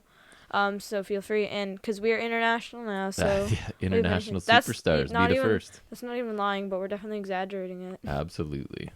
Ciampa stacks them in the corner and takes turns sort of chopping Yeah, I each saw one. that. He got some good ones on Kushida. He did. Dream fires back and Ciampa goes nuts with a flurry of chops. Kushida blocks and chops and takes control. We get the Dream Valley driver to Kushida and a jumping knee to Dream by Ciampa right after. Back from commercial, and Kushida kicks Ciampa and takes out Dream outside and slaps on an armbar. Ciampa stomps Dream, then Kushida. Kushida attacks Ciampa's arm outside, rolls him back in, a kick, a hip toss into an armbar. Dream hits the purple Rainmaker to Kushida while he's applying the armbar to Ciampa, and we get a 2 count. That was kind of a cool idea. And it was, you couldn't really see Dream. It was kind of like the out of nowhere. They had the camera position, so you just They've see done that him a few times. flying Remember in. Seth It looks Rollins good. hitting like a good frog splash? I think it was in that Shield triple threat. Yes, and they And- just out of nowhere, right? It's cool. Yeah. We get a strike If you're exchange. there live, then like it's You'd obviously, know, but- like it's still a cool break up, and then it's also like, then it looks better on TV. It's one of those things where like it's better on TV because then it looks like more of a surprise. Yes. Strike exchange between Dream and Ciampa. A fairy tale ending is escaped. A super kick is escaped, but then Dream hits a super kick and follows up with a DVD to Ciampa, and Kushida breaks up the pin. We get kicks and punches to both of the other competitors by Kushida. Kushida's now on fire, hitting sentons to the floor on each man, but he gets hit with the Willow's Bell on his way back into the ring. Dream back in, and he super kicks Ciampa. Dream's thrown out again, and he grabs Ciampa's boot. Dream takes a forearm, and he's now knocked to the floor for good, I think. And we get Kushida here hitting a German, and then bridging for the pin of Ciampa for 3, and Kushida wins a non-stop action match, I would say. What did you think of it? Well, I missed the first bit of it, but from what I saw, yeah, it was good. The setup was a little weird just because, like, Dream's interfering to attack Kushida and then Ciampa's mad, so then, like, it's just, like, a triple threat. But the match itself was good. I like that Purple Rainmaker spot. Part of the issue you probably feel similar is I don't care about Kushida. We've talked about it. I'd prefer not to see Dream on TV at all just due to some lingering Yeah, I feel things. like he hasn't even been doing anything interesting, so it's like, why did you have to bring him back? So it was a decent opener, I guess, and I think there'll be other people who enjoyed it more, and there was nothing wrong with it. But it was fine. It was good. Yeah. Then we get Undisputed Era with Cole on a tablet as he's still not cleared. But Strong and Fish will get the job done tonight against Breezango, we're told. So we think. Bobby says Breezango doesn't stand a chance. And Roddy says something really similar. And this was a super generic, I thought, kind of lame segment. Like it didn't do anything. Cole there. So what's his deal? He got COVID, man? I don't know. Or maybe they're trying to keep the deal. If he gets COVID, I'm going to be sad. Anytime anyone's just gone for a couple of weeks, that's my immediate assumption now, right? That would be sad because then he's... Well, I mean, he'll recover. Yeah, but... You only have to be gone a couple of weeks. I don't want him to have COVID. No, of course not. I don't want anyone to have COVID. Hype video for Halloween Havoc featuring Shotzi. From this, it doesn't feel like an NXT thing to me. It feels like 90s WCW, but maybe that's the plan. I don't know. Maybe I'll like it. Yes, you hate Shotzi. We get it.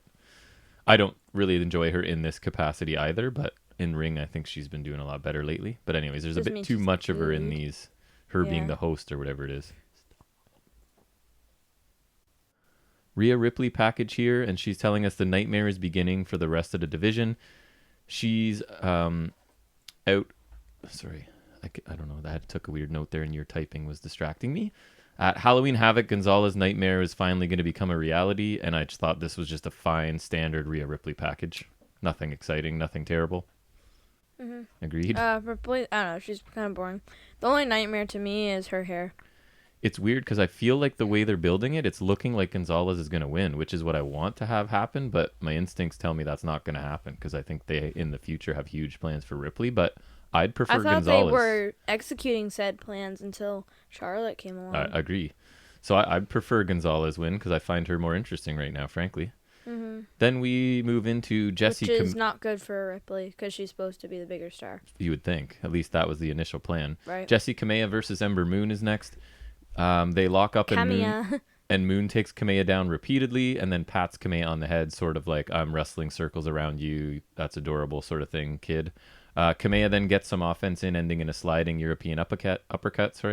Running drop kicks and more kicks to Kamea. Standing moonsault by Ember Moon, which I don't know if I've seen before. It looked cool. No, yeah, I was kind of surprised by that. Yeah, it was nice.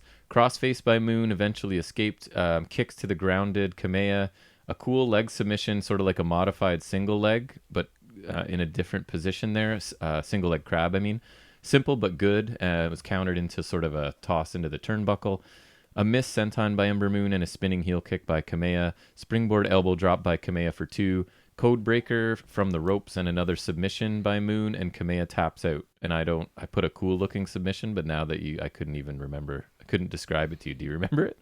Yeah, but it was weird. I don't know how to describe it. It seemed like she was doing a bit more submission style this week.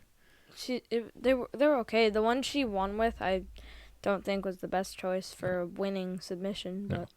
No. So Kai shows up and attacks Moon after the match and then talks trash right into, like, there's a cameras right up on both of their faces and she's talking trash into the camera. She's like, I'm not stepping stone, I'm gonna whoop you. Something like that. I thought this was pretty good, and Kamea showed more than I remember. She looked like more than a jobber here. She's probably like your women's Ever Rise. Maybe. She has a bit of potential, and Moon usually looks good in the ring. My problems with her are not ring work. It's pretty much everything else. That's not true. I like her look, too.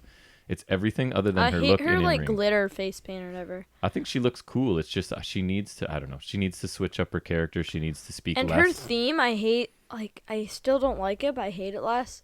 And it's just like, it doesn't feel like a wrestling theme to me. It feels like a pay-per-view theme or just a normal song, but like, it doesn't feel like a wrestling theme to me. And I loved her old one, so her theme is just a disappointment for me. It's just that disconnect between the way she wrestles and the things she can do, and then when she speaks, right? Like, and the way she looks, the way she wrestles, that works. She's not always presented right either, but like, for the most part. Stop making her talk would be my suggestion. Just let her kill people in the ring, whatever. I don't know. Anyways. Mm-hmm. Commotion backstage, and Bobby Fish has been attacked from behind, and he didn't see who it was, so he's been sort of taken out of this tag match, it looks like. It's pretty not nice, whoever did that. Right? I have my suspicions, but I'll talk another about that later. podcast I listen to that talks NXT, the one I won't listen to until I'm done this one, because it's my favorite one, and I don't want to steal ideas from them. They always talk about like the parking lot is the most at NXT is the most unsafe place, and it's kind of like the backstage too. Yeah, right? remember in 2018 Gargano attacked Black because he got injured, right? And then that started his first ill-fated You're gonna heel send turn. me off into a tangent of poor Aleister Black. That guy is so cool, and he's just being wasted. And he's got a terrible theme now. Join the club, buddy. I've got an Aleister Black t-shirt in my closet that I haven't worn in forever because poor guy. Anyways, he's fantastic. He's just being wasted. I feel really badly for him.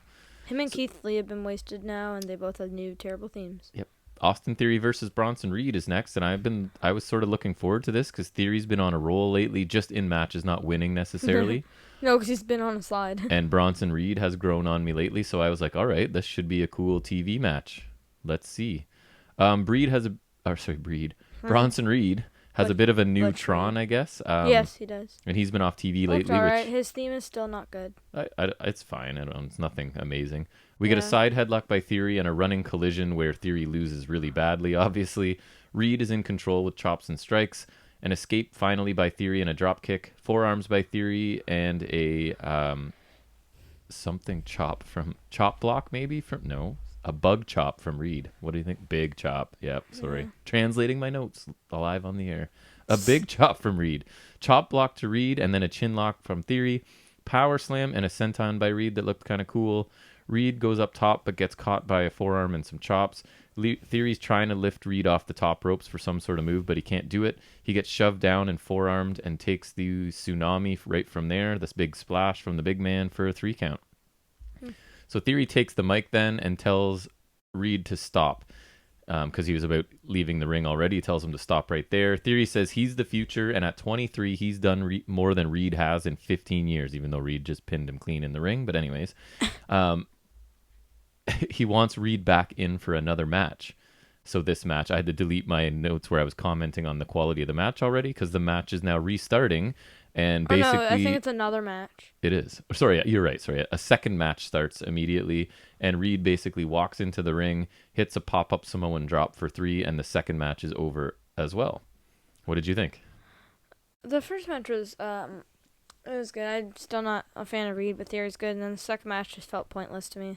I think they're just trying to show that Austin Theory's a little immature and crap. I was disappointed. I was hoping for a better match because again, Theory has had cool TV matches lately, and Reed's been off TV, so I thought they'd want him to have a banger his first time back. But this felt more to further Austin Theory's losing streak rather than push Reed up. Yes, and I also Which said I think is not what they should be going for here. I'm not sure what the point of the second match was. Same as you. Right? Like I don't know what that added or what they're like. Hey, we're gonna do this because Right. I guess it's just to further when we see what Theory does later, right? I guess that's the point is that he loses 2 matches right in a row. I guess.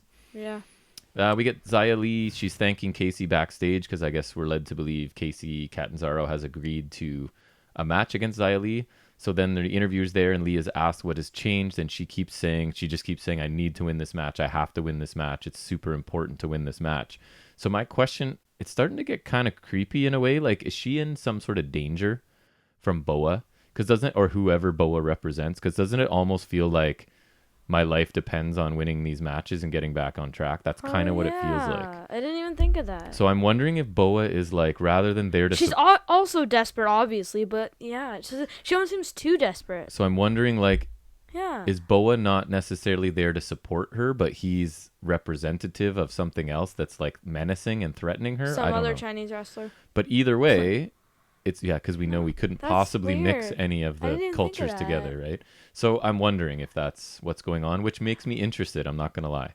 I didn't even think of that. Nice. I'm glad to. This is why we try not to talk about too much until we get here, right? Because we could talk wrestling all day together for the most part. So then we see Theory leaving the building with his That does make me more interested, though. Right? Theory's leaving the building with his suitcase, and he says he's done, and he quits, and then he gets in a vehicle, and it looks like he's leaving. So I guess his angle is that he's quitting wrestling or quitting NXT. So we'll see where that goes. It's almost like they found out, yes, this kid can wrestle on TV, so now let's get a storyline going for him, right? Which makes sense, I guess, if that's what they were doing. Yeah. So Legado del Fantasma versus Swerve, Ashante, the Adonis, and Jake Atlas, right? You excited for this one? No. You weren't going in? Well, we like Legado del Fantasma, right? They're cool entrance, cool look. They can wrestle. They just need some more personality or character development somewhere. But again, we talked about NXT's not good at that, right? So we got to sort of trust the in-ring stuff for now. Still a great theme and look for Legado. I have just do something with them. The heels escape the ring to start. They all go outside. We end up with the leaders of the two groups in the ring first fighting while the others are fighting Which outside is the ring. Escobar and Scott. Correct. Escobar gets thrown into the steps eventually, and then we get Atlas and Wild. They're legal in the ring, and Atlas takes control early. I'll have some things to say about him at the end of this, actually. Ashante's in now, and he hits a flapjack on Atlas, and a kick in the back follows that immediately. Wild is isolated in the corner of the baby faces, and at some point Atlas is in, and he hits the three amigos for a 2 count. Clubbing blows and trash talk from Atlas here. I thought he was looking way more aggressive and showing way more personality in this match, which I was really glad to see because he's been super bland ever since he's shown up, and you've always said that the whole time. Since I agree. the tournament. So this was a little bit of a departure, and I liked it. Atlas walks the ropes and takes out all three, which I thought looked pretty cool. Heels to the outside, and Ashante fakes a dive, and then Swerve hits a corkscrew flip from sort of a different angle to the outside, and it barely connected. Remember, we sort of looked back, and it was... Oh, yeah. It was just like it just barely hit them. We then go to a commercial, and we come back. We have Ashante in need of a tag, but he's isolated in the wrong corner. Frequent tags and a double and triple team moves by Legado now. Mendoza hits a moonsault for 2. We get some arm work and back into the wrong corner for Ashante now. Wild is in. Ashante was in there for a bit. He was. I actually thought he looked okay. Like Yeah. They're starting to I found it weird transition that they him. put him in one match where he got squashed, and now he's like...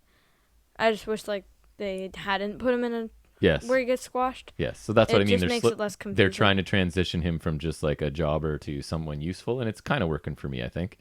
Escobar's in now and running double knees to the chest in the corner, which I like. Mendoza tags in and kicks a grounded Adonis.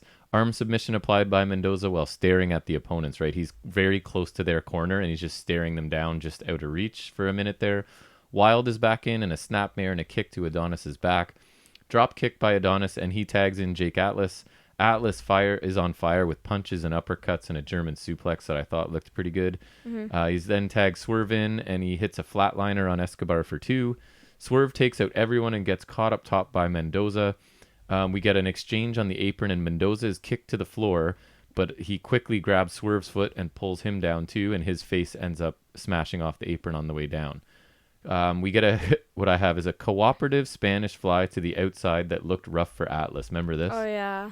He took- didn't get the full rotation. He did not, and it looked like luckily they slowed his landing down, hit the guys that were working as the base for him, or he would have taken it right off the face, I think. It still was kind of impressive. If it had been clean, Yeah. it would have been really impressive. But there was a bit of cooperation on the outside as they were waiting for this to happen, right? The timing seemed a little bit That's always off. the case. But back in the ring now, Mendoza and Swerve with a pin attempt broken up by Wild. Mendoza reverses, and we get Hurricane Rana as Adonis. Hurricane Rana's Adonis into a spear of Scott, correct? Remember that spot? Oh, yeah. So we get an awesome suicide dive by Escobar. For my money, it's my favorite suicide dive. I complain about suicide dives all the time because everybody does them. But this guy, the speed that he comes out of there with, it looks awesome every time. Ever since he's been in Lucha Underground, I've loved it. So then we get, I thought this was cool, and you, I think, appreciated it more than usual. The Rainbow DDT from the table to the floor by Atlas to Escobar. Right? So you're always like, it's sort of lame. They have to stand in the the right... setup was better. It's like the Eclipse. People have to sort of be standing in the right place. I feel like even more so than the Eclipse, though, because it's like he does like this weird rope cartwheel and then like... He does. It looked kind of cool here off of the table. I liked it. So Adonis is legal. A blind tag by the heels, and Legado hits a running kick Russian leg sweep combination. Yeah, it looked cool. It did, for the win. My notes didn't really do it justice because there was a lot going on. I thought this was a really good match. And I just said, imagine if they developed anyone's character along the way, because these are all talented people. Atlas looked more aggressive and showed a lot more to me in this match than he has in the past. Legado are cool, and Swerve is great in the ring. I would have preferred this to be the opener. actually. So I don't know how you felt about it. I thought it was good. I think the DDT was better than usual. It was. And yeah, he had some good character work, and I liked the spear spot, and then the finish was cool. It was. There was some There's cool a lot stuff of in Russian there. leg sweep finishers like Total Elimination, similar AOP's last chapter. Yep. And it was sort of what I was hoping, pairing Atlas and Ashanti up, right? I'm hoping that they sort of develop and I start forgetting how they started out in NXT and just focus on, so Atlas developing a bit more of an edge, a bit more aggression, whatever it is, and Ashanti just more experience, seeing him not totally jobbing, I guess, is what I'm happy about, right? Yeah. So then we go to the Gargano house. It was kind of funny. They're practicing the spin a wheel, make a deal. They've made Even their though own, it's like totally random. they've made their own little one at home, right? So there's some way to practice for a random occurrence. So they're practice on what they call the training wheel. And somehow Johnny's going on about hating wheels, and everybody knows that he hates wheels, which is, I guess, kind of funny because no, we don't. So they practice, and Johnny spins buried alive. Yeah, and he just gets like bad stipulations and like Constantly. Yeah. Well, and then he's like, what are the odds of that? Like 1 in 1,000? And Candace like 1 in 12, right? Because there's 12 spots on the wheel. So Candace explains odds to him. So she spins Street Fight and is happy about that, right? So she's spinning ones she's happy with. Because she's done a bunch of Street Fights, right? And so Johnny spins again and gets a casket match, and now he's furious because he just thinks he's only going to get matches where he's going to die, basically, right? So, yeah. And I liked because he talks about here, and this kind of makes sense, and I think it's something they can really work with his character, is that he needs to be in control, and the fact that with this spin a wheel, make the deal, he has zero control over it, that is like infuriating to him. And I like that little wrinkle, right? We can get into this. Johnny's a control freak because you can kind of see that being the case. And when he's dealing with a bigger opponent like Priest. Right. And if he can't control the situation, he's angry. And this is a situation where he has no say in the stipulation. Furthest thing from the control, right. really. So I kind of like that little development. It was a tiny little thing where he just said, like, I need to have control. I'm like, oh, that's nice. Because you can keep using that for weeks, right? Yeah. So I kind of like that little segment, actually. Then we get Everrise. I thought it was funny. So yeah, it was funny. Everrise versus Drake and Killian, and I'm the only person in the world that likes Everrise, and you're going to love a comparison I make at the end of this. Get ready. I laughed at Killian Dane cutting off the music as he walked down the ramp because it's the most like ridiculous juvenile babyface music, and he doesn't want it, right? Because they're still a reluctant tag team, sort of. So Drake is double teamed to start the match. We get frequent tags and simple double teams by Drake in the heel corner, which I liked.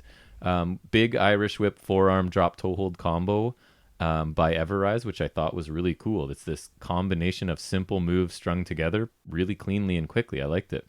A blind tag to Dane, who of course dominates with his power, strikes, and then he hits the divide. As I forgot, you reminded me, that's what his running crossbody that actually looks really cool. Yeah, when he was Insanity, that's what they called it. It looks cool.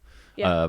Chop block to Dane to try and take him down. Then a single leg crab to Dane. So they're trying to take away his base at this point, which makes sense because he's double the one size. chop block looked good because then he just like fell back. Like, he was like, ah. It did look good. I think Dane's talented, right? He has to be part of a team, I think, at this point. I can't see him as a singles guy, but I think he's good, and he's got good size. Drake snaps after being talked trash to outside the ring. They have, like, Dane in the submission. Right, so he takes a steel chair and hits Parker for the DQ.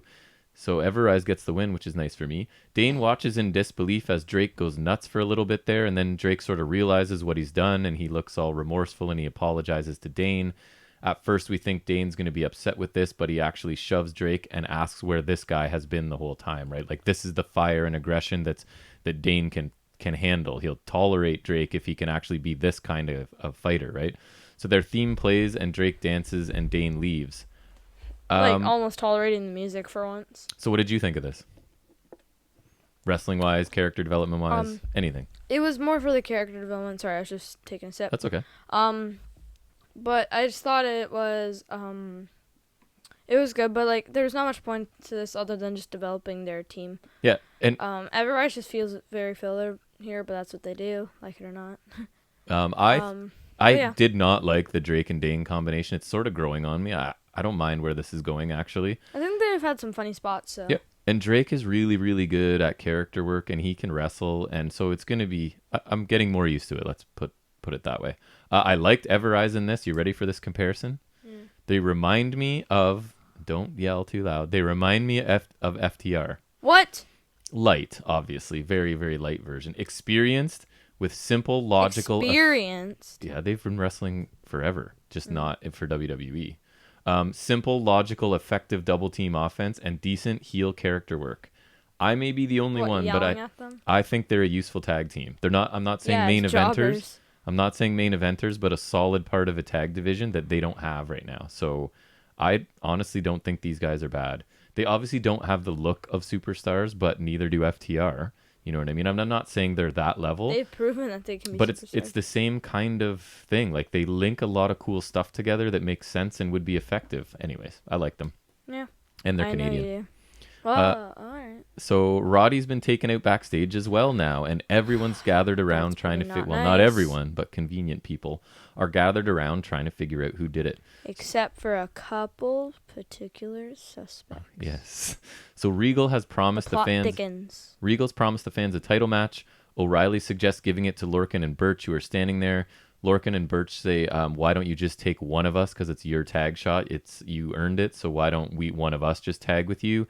And O'Reilly basically says, "I'm going to the hospital to check on my buddies, so you guys can have the match." So they agree. Breezango and Lorcan and Birch shake hands, and I'm suspicious. I am very suspicious. It just seems odd that Lorcan and Birch just happened to be there and just happened to get And my handed. suspect will make things more suspicious later. So then we get Xia Li versus Casey Catanzaro. They keep saying Catanzaro, and I hate them. I didn't. Oh, they keep saying No, it. they keep Yeah, saying they probably do. I think you only did like once. So we get reversals and escapes until Catanzaro hits a drop kick and a standing I did it on purpose. Relax. Standing 360 splash, which I rewound it and said, "What is this?" And I don't know, you didn't seem interested, but I thought it was pretty cool. I thought it was cool, but I didn't really know what I don't think I've seen anyone do it.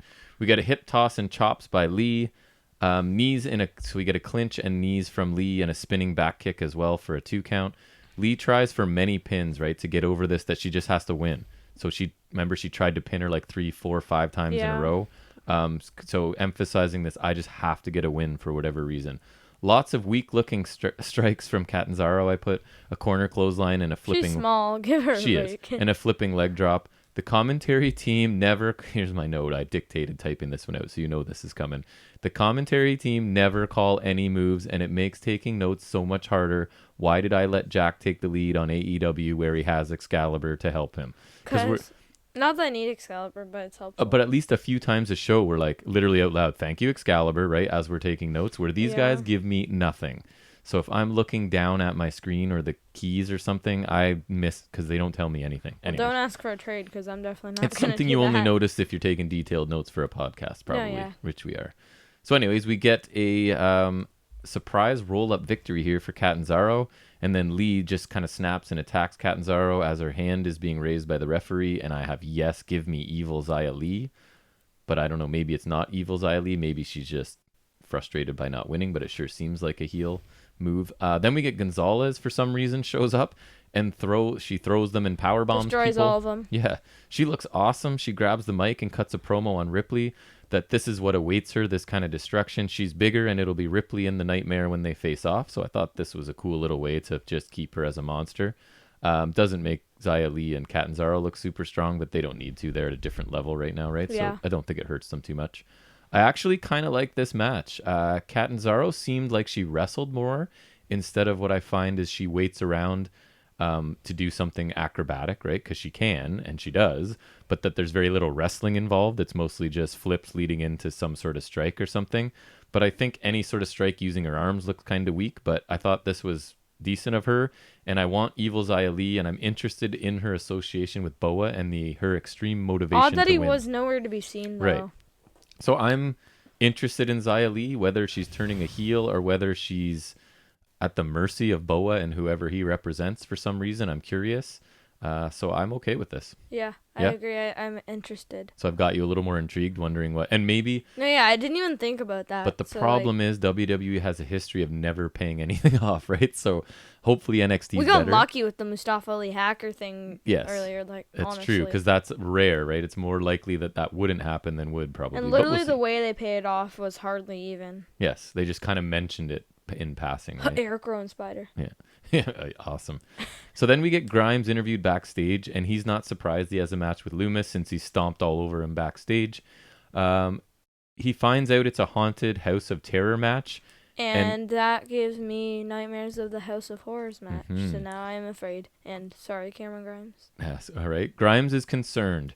Regal can be hard to understand with his accent, is what Grimes is saying. Like, are you sure that's what he said? Because sometimes with his accent, I don't like being Grimes scared that much about this kind of match because we don't even know what the details are, right? He just knows the name of the match. It's a house with Dexter Lumis in it. And I kind of want him to be too, like, unhinged and whatever to be scared, is where I thought he was going. So I didn't love this, even though I love Grimes. Maybe he's just paranoid. I guess. So I trust him to make it a cool match, so I'm not super worried about it. Maybe it's just like a ring in a giant barn or something. We'll see. I guess That'd be it's funny. next week, right? Yeah. So I guess we'll find out soon enough. Then Maybe Halloween Havoc might be the most excited I'll be for an NXT thing. I'm kind of looking forward to it because too. Great American Bash is just like you're just fighting the Fighter Fest. Yeah. But like this, it's like there's actually like there's the spin the wheel. There's this. There's like There's a little more to it. I'm interested as well. I'm looking forward and to somewhere along the line, Barrett challenges Vic Joseph to a costume contest. Oh boy. And that made me cringe very much. So that's very WCW's when they used to do this because their commentary team would often be in costumes. Yeah. So we move right into an Io Shirai package here where she rhymes off. This. I did like too. a bunch of the stipulations, not all of them, but like she would be like street fight, I beat Candice. Yes. Casket match, I beat Candice. Yes. The biker chain match, I beat Candice, and it was just like, oh, this match? Well, yeah, I'll beat her. And it's like just everyone. Just really simple because her English isn't great, but super effective. It's like Asuka, where like when she says something like, "Who's ready for Asuka?" It's awesome. It just sounds menacing. And they also Japanese people sound menacing for some reason. And a couple sometimes when they're just screaming in wrestling, yes. Or like she's just like, "I beat Candice." So a couple packages here. I really like the editing. They have cool music behind it. They have cool images going behind it as well. And it's just limited speaking. They're doing a decent job of building hype for these spin the wheel matches. Yep. With the Gargano segment and then this. I just think Io Shirai is so cool. I'm not sure there's much she could do that I wouldn't like. I like this brief Except package. for being a bland face again. And even if the performer can't say much or is limited in English, a segment This is what you do. Can you just kind of, I don't know, you grow out the strengths or whatever, and then you hide the weaknesses. You magnify their strengths and you hide their weaknesses. That's the word. Yes. So even if she's limited in English, a segment can still be cool if it's edited well, and I really think this one was. I really liked it. If she can just learn like an important line like that, then like she's good. Like Asuka doesn't speak much English. Nope. Or at least like she has. Not in her character. I don't know how much she's learned since, because once you're immersed in a culture for long enough, you're gonna pick it up, right? But Io's fantastic. Love everything she does. Yep. So then we move into we get a Thatch's Can segment. A live one. But it's live this week. Yep. So he's in the ring with a student, which I laughed. Retro Anthony Green. And I laughed because he introduces him as his student, but then doesn't even know the kid's name, right? So how much have you worked with this guy as a student? It's Indie Star Anthony Green, one of the most recent Performance Center trainee signings. Right. So along with CZW, former CZW or current CZW champ Joe Gacy. Yep. I actually just watched, speaking of new talent, I watched, I don't know why, last night as well, in between matches from 1988, I guess. I watched Kurt Stallion face Tony Nese. It was okay. Stallion looked pretty good, actually. I think he has a cool name. He's put on a bit of weight because he's really a skinny dude, right? So he's clearly trained as much as he can, but he's still pretty thin. But he had some cool stuff. Anyways, so yeah, Thatcher's in the ring with his student, even though he doesn't know this student's name somehow, which I thought was funny. So he's talking about how simple techniques can cause extreme pain. So he begins to demonstrate on the student. So it's talking about like using the cutting bone of your forearm onto the cheek, right? And so the student's tapping pretty much immediately, and Thatcher just keeps talking while this kid is... See, he's already and it's tapping. Really funny to me. So this guy is even more funny than him ignoring it, because it's like this time he's completely aware that the guy's tapping. He's like, see, he's already tapping. He's just talking as the guy's tapping. So at that one point, he's like the most serious wrestler ever, and he takes everything so seriously, but it's funny. It's almost humorous. And I did not think I was going to like this guy at all, but I thought this was really funny. So then the student shoots the leg, and Thatcher puts a Kimura on and talks about using momentum. And so again, the guy's tapping, and he's just... So anyways, the student starts to get really mad, obviously, because he's not releasing any of the holds, and Thatcher tells him that's how he's going to learn. And so now Andrew... You can't pick my knee, so he tells him to pick the arm. Yes. And then he fakes picking the arm and picks the knee. Right. And gets him in the hold. Yep. And almost taps him out. So Anthony gets a hold on him for real now, and Thatcher's mad, and the student needs a better demonstration. So Thatcher gets a ref, and then they start an official match. Thatcher stomps Anthony. I have Anthony and Andrew, so pick a name. And hits a European uppercut, a single leg crab, and Anthony taps out really quickly. I had a suspicion it was him, and then I saw retro on the back of his trunk, so I'm just like, it is. I think he's hilarious here, and other than Grimes, he's one of my consistently funny things I find on the show. I think it's almost like he's modeled after Stu Hart, right? Who used to say he was quote unquote training people in the basement, and he would just go down there and stretch them out and hurt them. So I feel like it's almost something similar to that. Like, is he still alive? I don't know. I can only teach you by actually hurting you, sort of thing. It's the only way you're going to understand, but in reality, they just like hurting people, you know? Yep. So then we get a Damian Priest pre-produced promo here. When he's done with something, he moves on, and that's the difference between he and Johnny, because Johnny can't do that.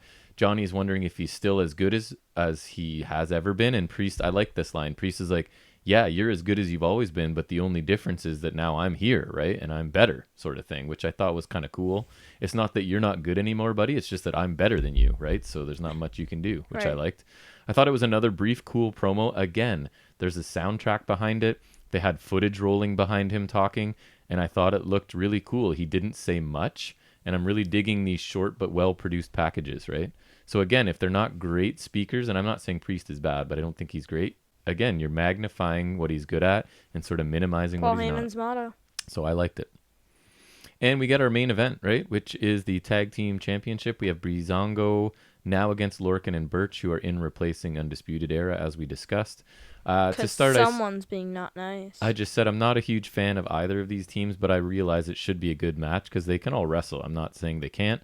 I feel like something's going to happen. There's just way too many moving parts before this to be nothing. If I know WWE, with all the stuff that's gone on in a 2-hour show to get to this point, there's something going on, right? And I turns out I was right. Unfortunately. So let's see. We'll get there. Fandango and Lorcan start out, and Fandango gets gets a side headlock. We get a brief escape by Lorcan, but then it's quickly reapplied by Fandango. And then I have a note that Serious Fandango dances a little bit here. Remember, they told us they're going to be all business in the ring now, but he's got time to swivel his hips in between moves. Right. So anyways, big chops by Fandango, roll through in a single leg by Lorcan, and Fandango gets to the ropes. Uppercut and chop exchange, and Lorcan tags out. Uppercuts from Birch followed by some arm work, a backslide by Fandango, and a tag to Breeze finally. Suplex by Breeze for 2, chinlock by Breeze. Birch tries to fight out of the corner but can't and gets stomped and foot choked repeatedly. So this is aggressive Tyler Breeze, I guess. Birch escapes outside and Breeze follows, but Birch gains the advantage and throws Breeze into the barricade, which looked pretty good. Breeze gets the tide sort of turns and Breeze crotches Birch on the ring post and then does the move where he smashes his knee against the ring post.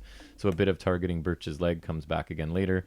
Back from commercial with the near fall on Breeze. Fandango fights off both and everyone goes to the floor.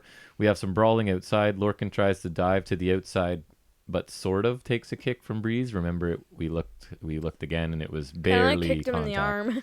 Right. Breeze is thrown over the barricade by Birch. Which is fine, but I don't think that's what they were going for. It was not. Thrown over the barricade by Birch, and we go back to the ring. A Falcon Arrow by Fandango, and he goes up top and hits his leg drop for a 2 count. The last dance. Tag to Breeze. Lorcan comes in, throws out Fandango, and we get a double submission applied to Breeze for a second. The ref starts to count, and then Fandango comes in and makes the save. Breeze goes back to Birch's knee, and Breeze is exhausted, but he slowly climbs the ropes, and of course takes too long and ends up getting crotched. So from there, we get a Tower of London by Birch, which always looks cool. And Fandango tackles Lorcan onto the pin attempt. So we get the pin attempt. Lorcan's coming in to try and run interference, and all Fandango can do is sort of shove him into the pin to break it up, and it works.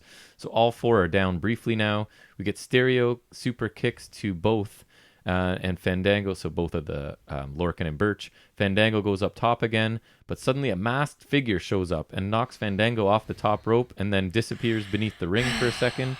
Breeze is confused and takes a low blow, and we get I call it the tandem Tower of London because it's a Tower of London, it's a DDT. But off of Bruise, isn't it? Is it? Yeah, it's just like an assisted DDT. But isn't that what a Tower of London is? No, that's a cutter.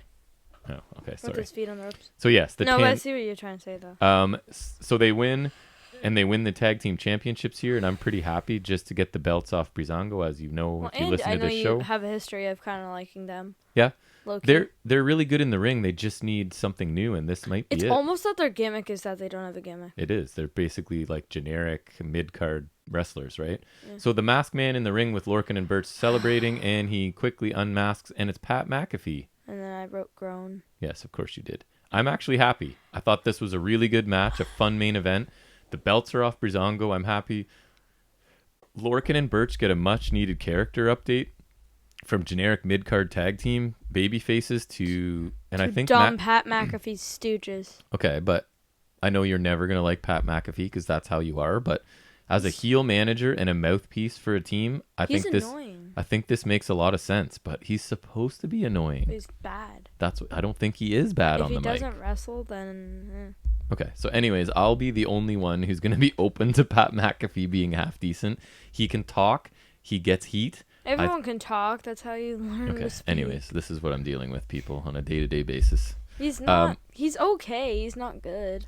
Okay, I can have a different opinion, though, right? Like, he's decent on the mic, and he gets heat, and Birch and Lorcan can't on their own. He gets Baron Corbin heat. So I don't mind this combination at all. I'm intrigued, actually, and looking forward to seeing more about this trio, why they're together, and what their motivation is.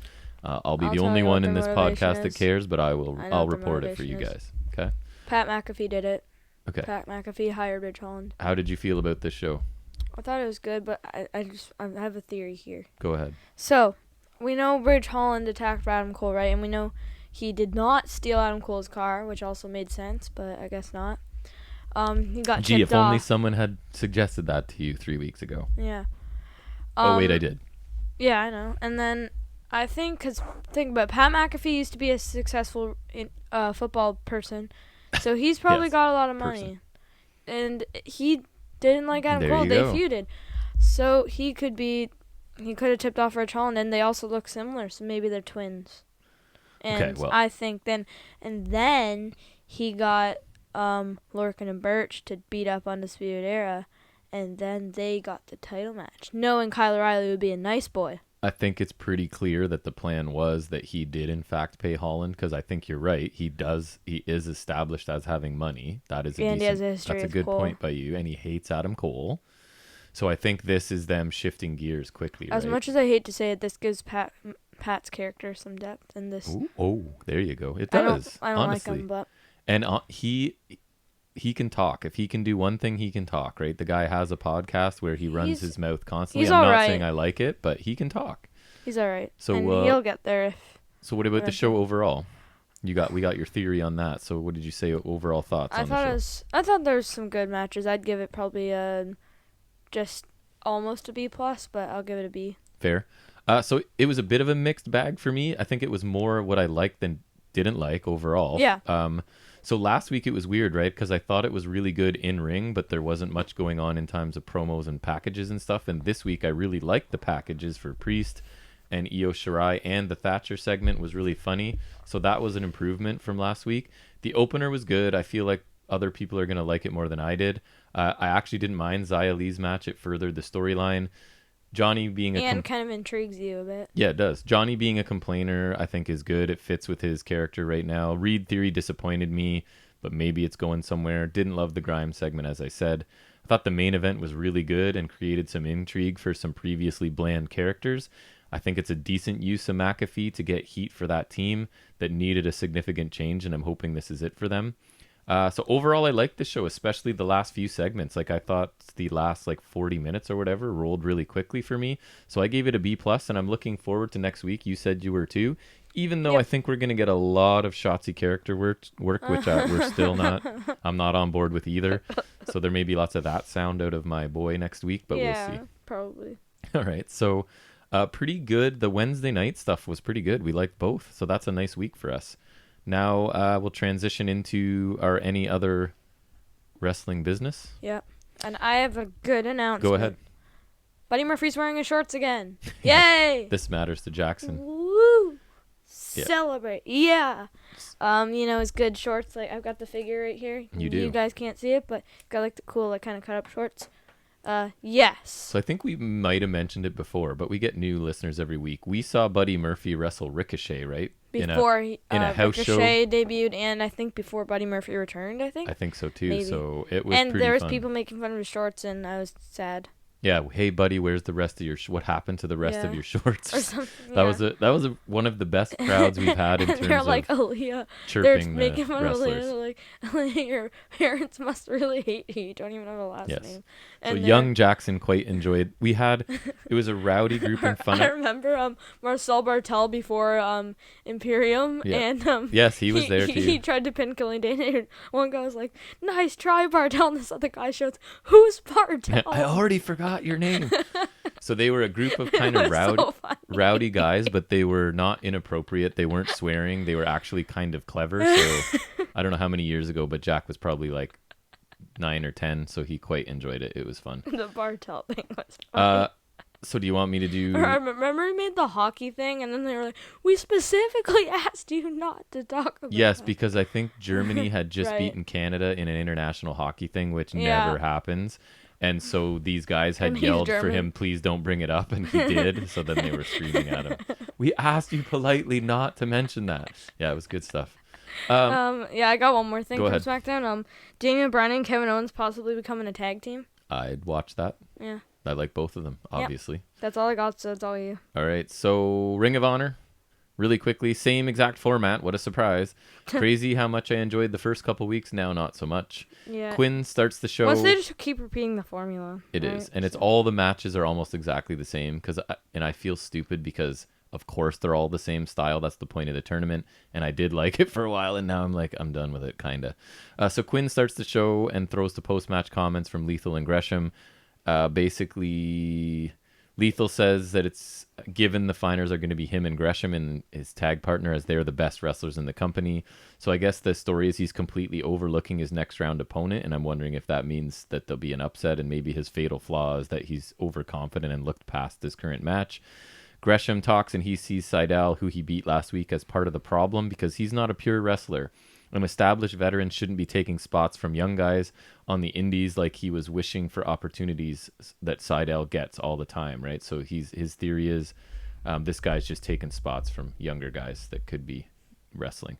Doesn't matter whether he faces Josh Woods or PJ Black. He's the foundation of this company, and he's going to win the Pure Championship. Decent, passionate promo by Gresham. Lethal was fine, but it was much shorter than Gresham's. Reminded of Vincent the Horror King's promo last week about needing to make enemies and the return of Matt Taven to attack him. We get a Yehai highlight package from the previous match and highlights of Tracy Williams defeating Russ Taylor.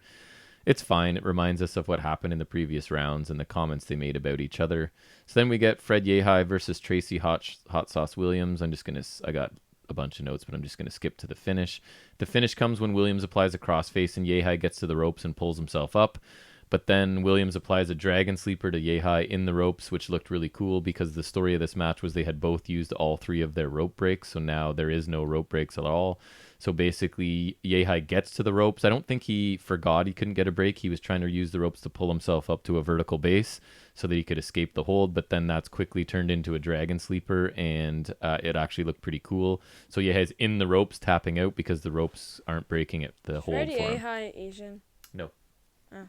The first 2/3 were really slow amateur style. The final third, when some pro wrestling moves appeared, I thought was cool, and I liked the finish. But overall, just a little better than fine, I guess. So then this confuses me because I see him twice on two different shows now each week. EC3 is here and heads to the ring. And it is odd seeing him in 2 promotions at once, kind of. He talks about losing focus. I've never thought of him as an ROH guy, so this also confuses me. Yes. He talks about losing focus hey. on our purpose. Lots of talk of freedom and being controlled by social media, etc. He lists a bunch of ROH stars. He's doing that thing where he uses lots of words but doesn't actually say very much. Groan. This is the part of him I don't enjoy, when he thinks he's being really clever. He's not here to wrestle. He's here to fight and to seek out the best, and he's going to bring total war to anyone and everyone. I'd like him to go back to his snobby rich boy character. Yeah, I like that too. He But I strings a don't think bunch of that's what we're getting. sentences together that he thinks sound cool and hopes that they come together and make some kind of sense. He's much better when he keeps it simple. He's trying way too hard here. I did not like this. Back from commercial, and EC3 runs into Shane Taylor and two other guys. I'm not sure if I'm Shane supposed to. Taylor was like a TV champ or something. Yeah, right? Is I he actually like still? him. Yeah, I think he is. I'm not sure who the other two guys were, probably because I didn't watch ROH Maybe they're much just before security. pre-pandemic. So backstage, they've known their purpose the whole time, and he's mad that AC3 didn't mention him when he listed all the other ROH stars. He wants EC3 to wipe his feet before coming into his house, which I thought was a pretty cool thing to say.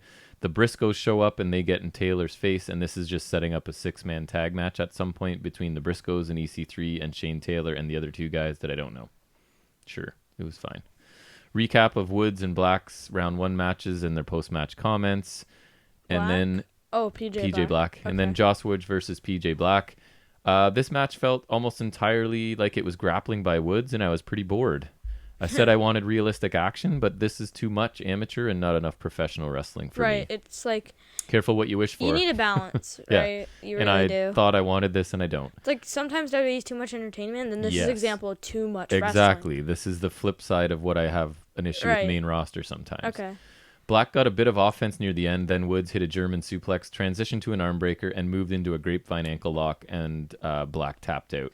So I found this match really slow, and this tournament has taught me one thing. I'm not a Josh Woods fan. He's probably good, and people probably like him. I just Kind of like find... Zack Sabre Jr. Yes, but less... Probably good, but I don't love him. But some of his reversals and submissions look really cool, at least. Woods, not so much. I don't know. I just find him boring to watch. Yeah. And I get to watch at least one more match with him, I guess, because he won. So, yay. I'm pretty disappointed with how this tournament's progressed after being so psyched the first couple weeks. The first match this week was decent, but I really only enjoyed the last, I would say, third of it. I didn't enjoy the second match at all. The EC3 promo wasn't good. The packages were fine, but they pale in comparison to the excellent intro ones they did in the first couple weeks. So I'm giving this show a C, close to a C-, which was why I'm going through it so quickly. Did not enjoy. All right. And let me see what else I have, if anything, before Impact. Give us a break. Oh, I was going to say Impact. It's coming up. But other things I That it noticed is. in any other business was I see they found a way to get the briefcase off of Otis coming up, it looks like. Yeah, because he's defending against Miz. Which I assume Miz is winning, because it doesn't seem like they instantly realized they did not want this guy with the briefcase, it seems like, right? I hate that because AJ Styles was the perfect guy to win that match. Yeah. I think they took a chance here, and maybe... I don't even know Okay, what to what say I what they think thought. they should do is give it to Morrison, because then it'd give him an excuse to become world champion, and Miz has already had the briefcase before. Yes. So I'm assuming Miz is going to win, but I guess we'll see, right? Let's start a petition, John Morrison for Mr. Money in the Bank. I don't know if I'm Also, willing to did sign you a record petition. Hell in a Cell yet? I did not, but I will Oh, do that Okay. when we go upstairs. And also, the red Hell in a Cell sucks. I'm just going to say it again. Yes, we're not a fan. All right, so let's do some Impact Wrestling. This is the go-home show for what they would consider their Bound for WrestleMania, right? Bound for Glory is tonight. We're recording on Saturday, publishing this on a Saturday as well, hopefully. So this is their go-home show. We try. The first match is Hernandez versus Cousin Jake versus Rhino versus Alicia versus Heath. So this is the team that won now have to wrestle each other, with the winner getting the 20th spot in their Battle Royal, which is basically like the Royal Rumble. I didn't know this. The person that gets pinned is now first in that same So two Battle people Royal. are going to be in the match. Just Right. So the spots. this was just brawling, nothing technical. It wasn't good in my opinion.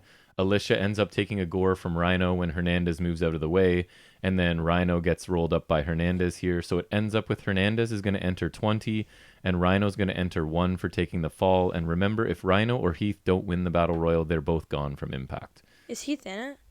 Yes, Heath is in it. So then why is he in the match then? Like, Because okay. this was the team that won last week, remember? So they're all in no matter what. there's a list of 10 people in it. I don't know if I might have copy and pasted it in. So like, I don't know. It's just like, so Hernandez is in, Rhino's in, then Slater's in for some reason. I think I put it down here. I'm So hold on. confused. Call your shot Battle Royal. This is what I was going to get to at the end, but that's okay. I can skip ahead. So we know right now Heath, Rhino, AC Romero, Larry D. That's both members of Hernandez. Triple XL. Tennille Dashwood, Taya Valkyrie, Brian Myers, Tommy Dreamer, Havoc. So what do you get if you win? A title shot, right? If you win, you get a title of your choosing when you want, what title you want. Whenever, so like a Yes. Money in the Bank. Yeah, kind of idea. If that's their plan. So anyways, that first match I did not It'd be enjoy. like Money in the Bank, but you cash in on literally anything. Yes. So Which would be EC3 Moose feud recap and a recorded interview with Moose. Moose gives minimal responses. So normally he's like very outgoing and he talks a lot, right? But he's really serious and disturbed by all this EC3 nonsense. So he's very focused and does not have much to say. And when Jacob says Moose doesn't look happy, Moose angrily says that EC3 will be the one that's unhappy, and he gets up and leaves. And for some reason, Jimmy Jacobs is now abducted by 2 EC3 followers. They do the full, like, throw a sack over his head and throw him in a van and drive off. Okay. Exciting. Seems overly dramatic, but that fits with EC3 right now. So, yes. So that's what my next comment in my note was. This is overly dramatic EC3. I liked him last week, but this is now getting back to the stuff I don't enjoy. He's Impact Wrestling Cody. He kind of is. And I don't want to say like it seems like I don't like EC3. I actually do, and I actually think he belongs in Impact, and he'd be perfect. I just don't this gimmick. Get what they're doing right now, and it's going to be a Cinematch too. I'm pretty sure. Yeah, almost from positive. An undisclosed location. That's correct. So the Wrestle House wedding nonsense. Johnny Bravo is a nightmare groom now, and Taya is like silently apologizing to everybody else at one point. And Caleb is the wedding photographer, so poor Tennille Dashwood is dragged into this somehow. Hopefully doesn't get tainted by this crap. This is dumb. Get Rosemary and Taya away from this, please, is my request. Oh, yeah, it's really the only thing that's... Father James Mitchell It's really the only thing left that I really, really am disliking about Impact, which I'm happy to say, but I really just... Rosemary and Taya are so good. Their women's division is so good. Get them out of there. Anyways. We get a fan... Yeah, you got 2 of your top stars in this weird program, right? Yes. Taya Valkyrie being cool, so... She is very cool. I like her a lot. Canadian. Yeah. Oh, really? Yep. We get a fantastic, in my opinion, Deonna Purrazzo recorded promo. Is she also like of Mexican heritage, too? No, but she spent a lot of time wrestling there. Is that... Okay, that's why then. Yes. Okay, that makes sense. That she's like a luchador, basically, can be. So Purrazzo's awesome. She looks like a star. She's got these stylish shades on. She's got the belt over her shoulder. She's always dressed nicely. She's super confident, and she delivers a great promo, mostly on Kylie Rae. I loved it. She feels like a star to me. She was talking about always having a game plan. She's a strategist, right? And that Kylie Rae is just constantly happy person, and that is not a strategy, so she doesn't have a chance. Really liked it. Then we get Havoc. She's defeated by Rosemary in a decent at best but short match. And this is, I feel dumb saying this, for the resurrection of James Mitchell. So now Havoc is obligated to help Rosemary resurrect Father James Mitchell. Okay. Havoc, her offense looks cool. I like her look, but her selling, her facial expressions, and her acting aren't very good at all. Kind of like Wardlow, I guess. Similar criticisms about, like, when she's on offense, she looks cool, but when she has to do other stuff, not so much. Rosemary, in my opinion, should be a heel, and the fact that they use her as a comedy character boggles my mind. If a non-fan or a casual fan watched her entrance and saw her look, like if you watched her entrance right now, buddy, you'd be like, man, she looks pretty cool. Yeah, I saw it. Yeah. And then it'll be like, wait, she's like a comedy character in a wedding angle? I don't understand what they're doing. And she can actually wrestle, so I don't get it. Mm-hmm. We get a pretty cool recap of the 4 teams, tag teams being focused on in the title picture right now. I thought this was really well done. It makes it seem like a really hot division where the tag team titles are a big deal. So I liked it. Then Kylie gets her chance to speak in a pre-recorded promo, and it was awesome. Honestly, they've built a lot for this match. I'm super interested in this. Kylie Rae was... I didn't know much about her, right? She's really good. And this was her doing a really nice pre-recorded piece, and I wish she was in AEW then. She's really good, and I'm looking forward to this match. So 2 great promos from the women's contenders here. Jimmy Jacobs is then out of the van and into the secret location. Sorry, this is just funny to me. EC3 is there now, and he talks to Jimmy for far too long and makes not much sense because he's doing his overdramatic shtick again. It's about the TNA title, but it's not because he says he already had the title and he used it to lure him to the bridge. So then it becomes, he's telling us it's about bringing the best out of Moose to help him become the wrestler he could be. But then he switches back to says it's about getting the TNA title and burning it, even though he said he already had it and could have burned it but didn't. I guess he wants to earn having it or something. This was far too long, and honestly... And too convoluted. It could have been... I don't even know, but just from hearing that. It was. And the last 30 seconds when he just stood up and was serious, it was really good. And the whole thing could have been cut down to that 30 seconds, especially because they have this Twin Peakish, which is a show I love that you wouldn't know. But the music that they're putting underneath a lot of EC3 stuff reminds me of Twin Peaks, and I love it. So 30 seconds of this, like 6 or 7 minutes, was really cool, and the rest was lame. So here's my question. You abduct a guy, complete with like a bag over his head and throwing him in a van, to take him to a secret location for what purpose? To do an interview that he would have done if you'd asked him, because he's an interviewer anyways. Do you know what I'm saying? Mm-hmm. So if you had just said, hey, Jimmy Jacobs. You kidnapped him to make him do his job. Right. That he would have done if you just said, hey, Jimmy Jacobs, can I have another interview? And he probably would have been like, sure, it's my job. But nope, we're going to kidnap him. And anyways, it was, again, over the top, far too much. I don't know if they're aware they're doing it and it's supposed to be entertaining. I feel like they think it's cool. I don't find it cool, but anyways. Again, I think he's the right guy for Impact Wrestling, but this isn't the way to present him, in my opinion. Then we get Sami Callihan, Eddie Edwards. Pretty decent match, actually. And sees Sami in trouble, so he uses his phone to control the lights, and then Shamrock shows up, and Sami gets a roll-up victory. I saw that. And Shamrock beats down Eddie after the match and Why stands is Shamrock over. still here? I don't know. I don't want him there. I don't need him there. This is the... We'll talk about it in a minute. Prepare for your favorite match at Bound for Glory, him and Edwards. I was just going to say, this is the only match I'm not interested in. The card actually looks pretty good. We'll get to it in a minute. But this match I have zero interest in. Yeah, I've seen it on Instagram. It does look pretty good. Yeah. So all the competitors in the six-pack for the X Division Championship are in a tag match now. So it's Chris Bay, Rohit Raju, and Jordan Grace versus TJP, Trey Miguel, and Willie Mack. I thought this match was really fun. It had Rohit running his mouth in a silent arena, right? So it was, I think I told you already, but he's yelling that he's the captain of his team. And so he's like calling out things that they're just about to do to make it act like it's his idea to do it because he's the captain, right? So, and they're avoiding tagging him in. So they'll come over to the corner, act like they're going to tag him, and then tag the other person. And he's like, yeah, that's right, tag them in. So he's acting like whatever they're doing, it's because he's advising them to, which I found funny. Trey sort of gets the last flurry there, and because there's some dissension between Chris Bay and Rohit, he ends up getting the pins Rohit actually for the win, and it was enjoyable. I thought Rohit defeated Rohit. He did defeat Rohit. Rohit's a strong heel, and I think he'd be over in a live crowd, and Jordan Grace seems to fit in well wrestling with the men here. I had no issues with that at all. Yeah. We then get a hype video recap of the Young Swan feud. And Eric Young is interviewed, and it's another strong performance. But honestly, it's time to get these two in the ring so that hopefully Young can move on. Although I don't know to who, but I feel like he needs to keep the title. He's doing a really good job right now. So I'm hoping they're not shifting the title to Swan yet. I'm kind of not loving the feud with Swan. I'm loving the Young character, so I'm hoping he's moving on to something else, but we'll see. So the main event is the North versus the Good Brothers. Here's my comment on this. If you consider the ratio of exposure they get to how much I dislike them, I think the Good Brothers might be my least favorite thing in wrestling that I regularly watch. Right? So like there's probably things I like less, but they don't get exposed very much, whereas these guys I have to see at least twice a week, and I can't stand anything they're doing. So they drink beer all the time. They amuse the boys in the back with their stories and use words like gimmick and merch. So they're so cool and never make anyone look better and just always win. The match was fine, I guess, and I love the North, but it was pretty clear that there would be no finish to this, and there wasn't.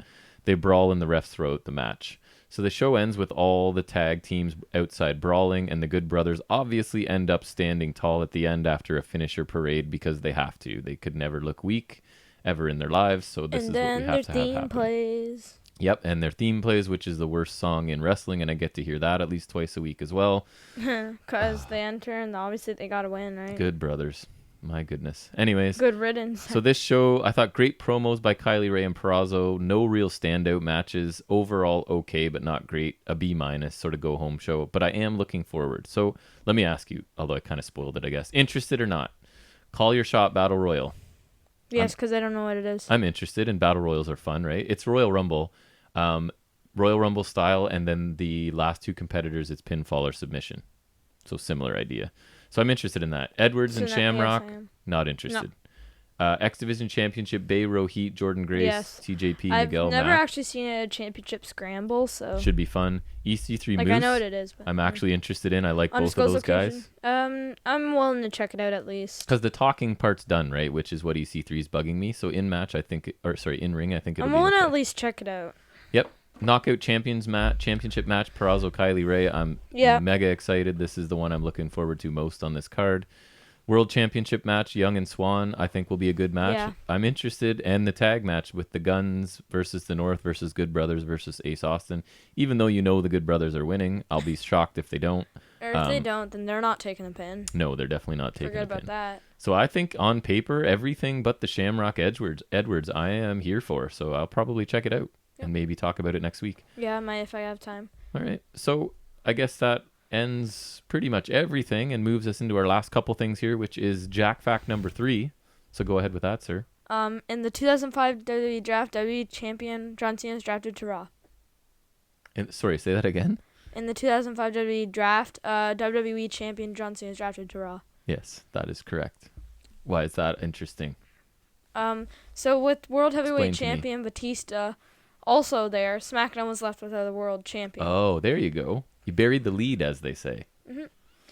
Teddy Long set up a 6-man match to determine the first ever SmackDown champion. Quite a name there. Oh, so there was no champion on SmackDown and 2 on Raw at that time. It's funny how I don't remember. Former any of WWE this. champion JBL defeated Undertaker, Muhammad Hassan, Chris Benoit, Booker T, and Christian to win. He thought he was now SmackDown champion, but Teddy Long revealed they no longer needed the title thanks to their final draft pick.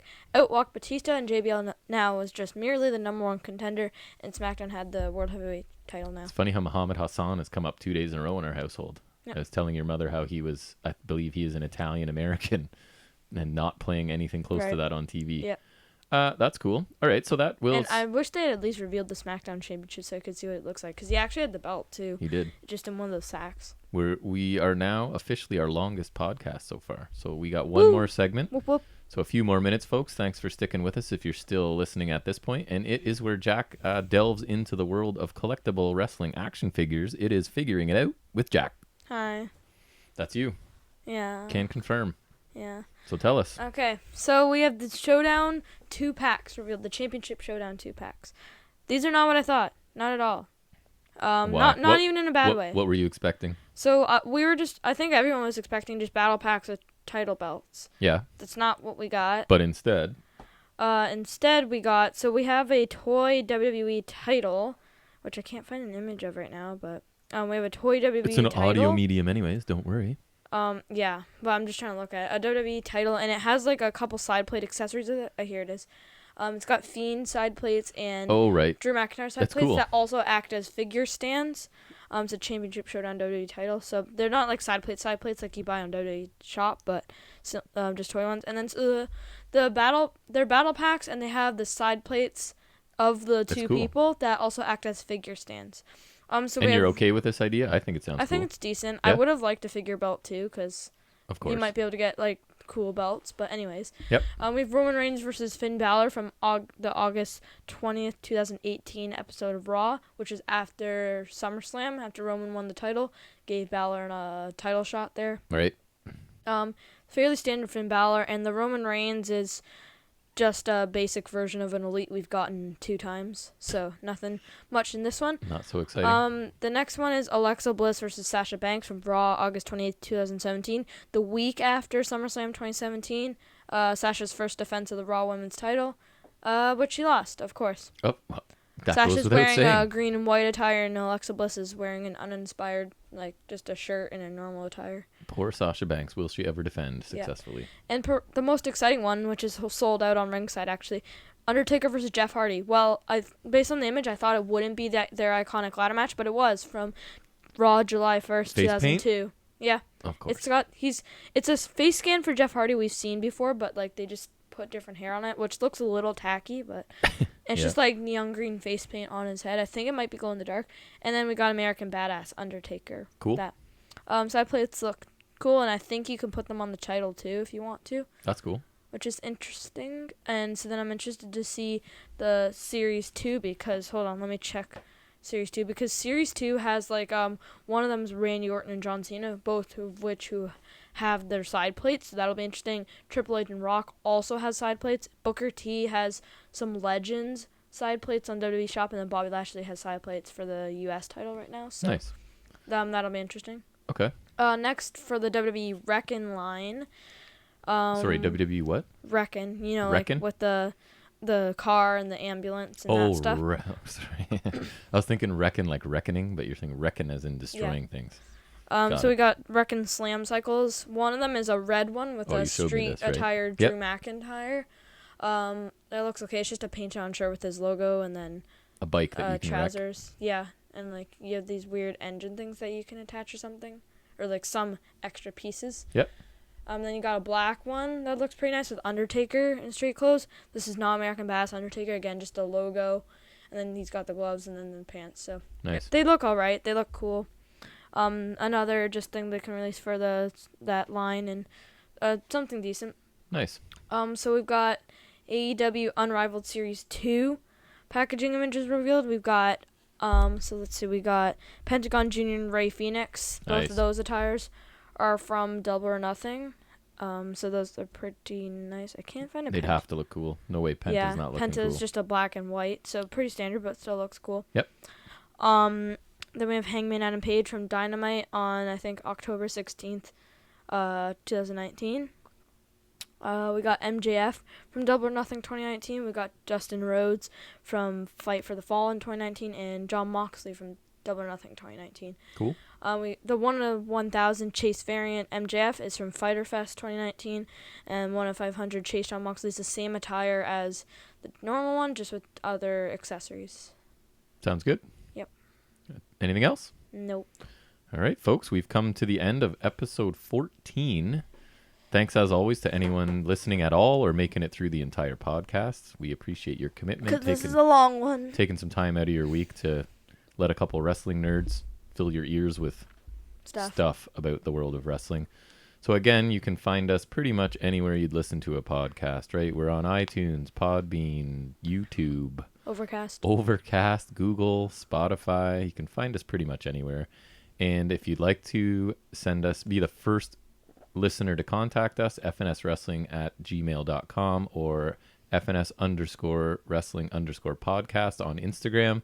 We would love to hear from anyone outside our immediate family and friend group that listens to this show. Give us a suggestion, make a comment, whatever you would like, a criticism. We'll take anything at this point. But we appreciate everyone that's been listening. The growth is slow but steady, and we're having a great time doing it. And we look forward to doing a million more episodes if we can. So thank you, everybody. Have a great week, and we will see you back here next week at the same time, same place. You usually finish by saying something. Hi. All right. Take care, everybody. See you next week. Peace out.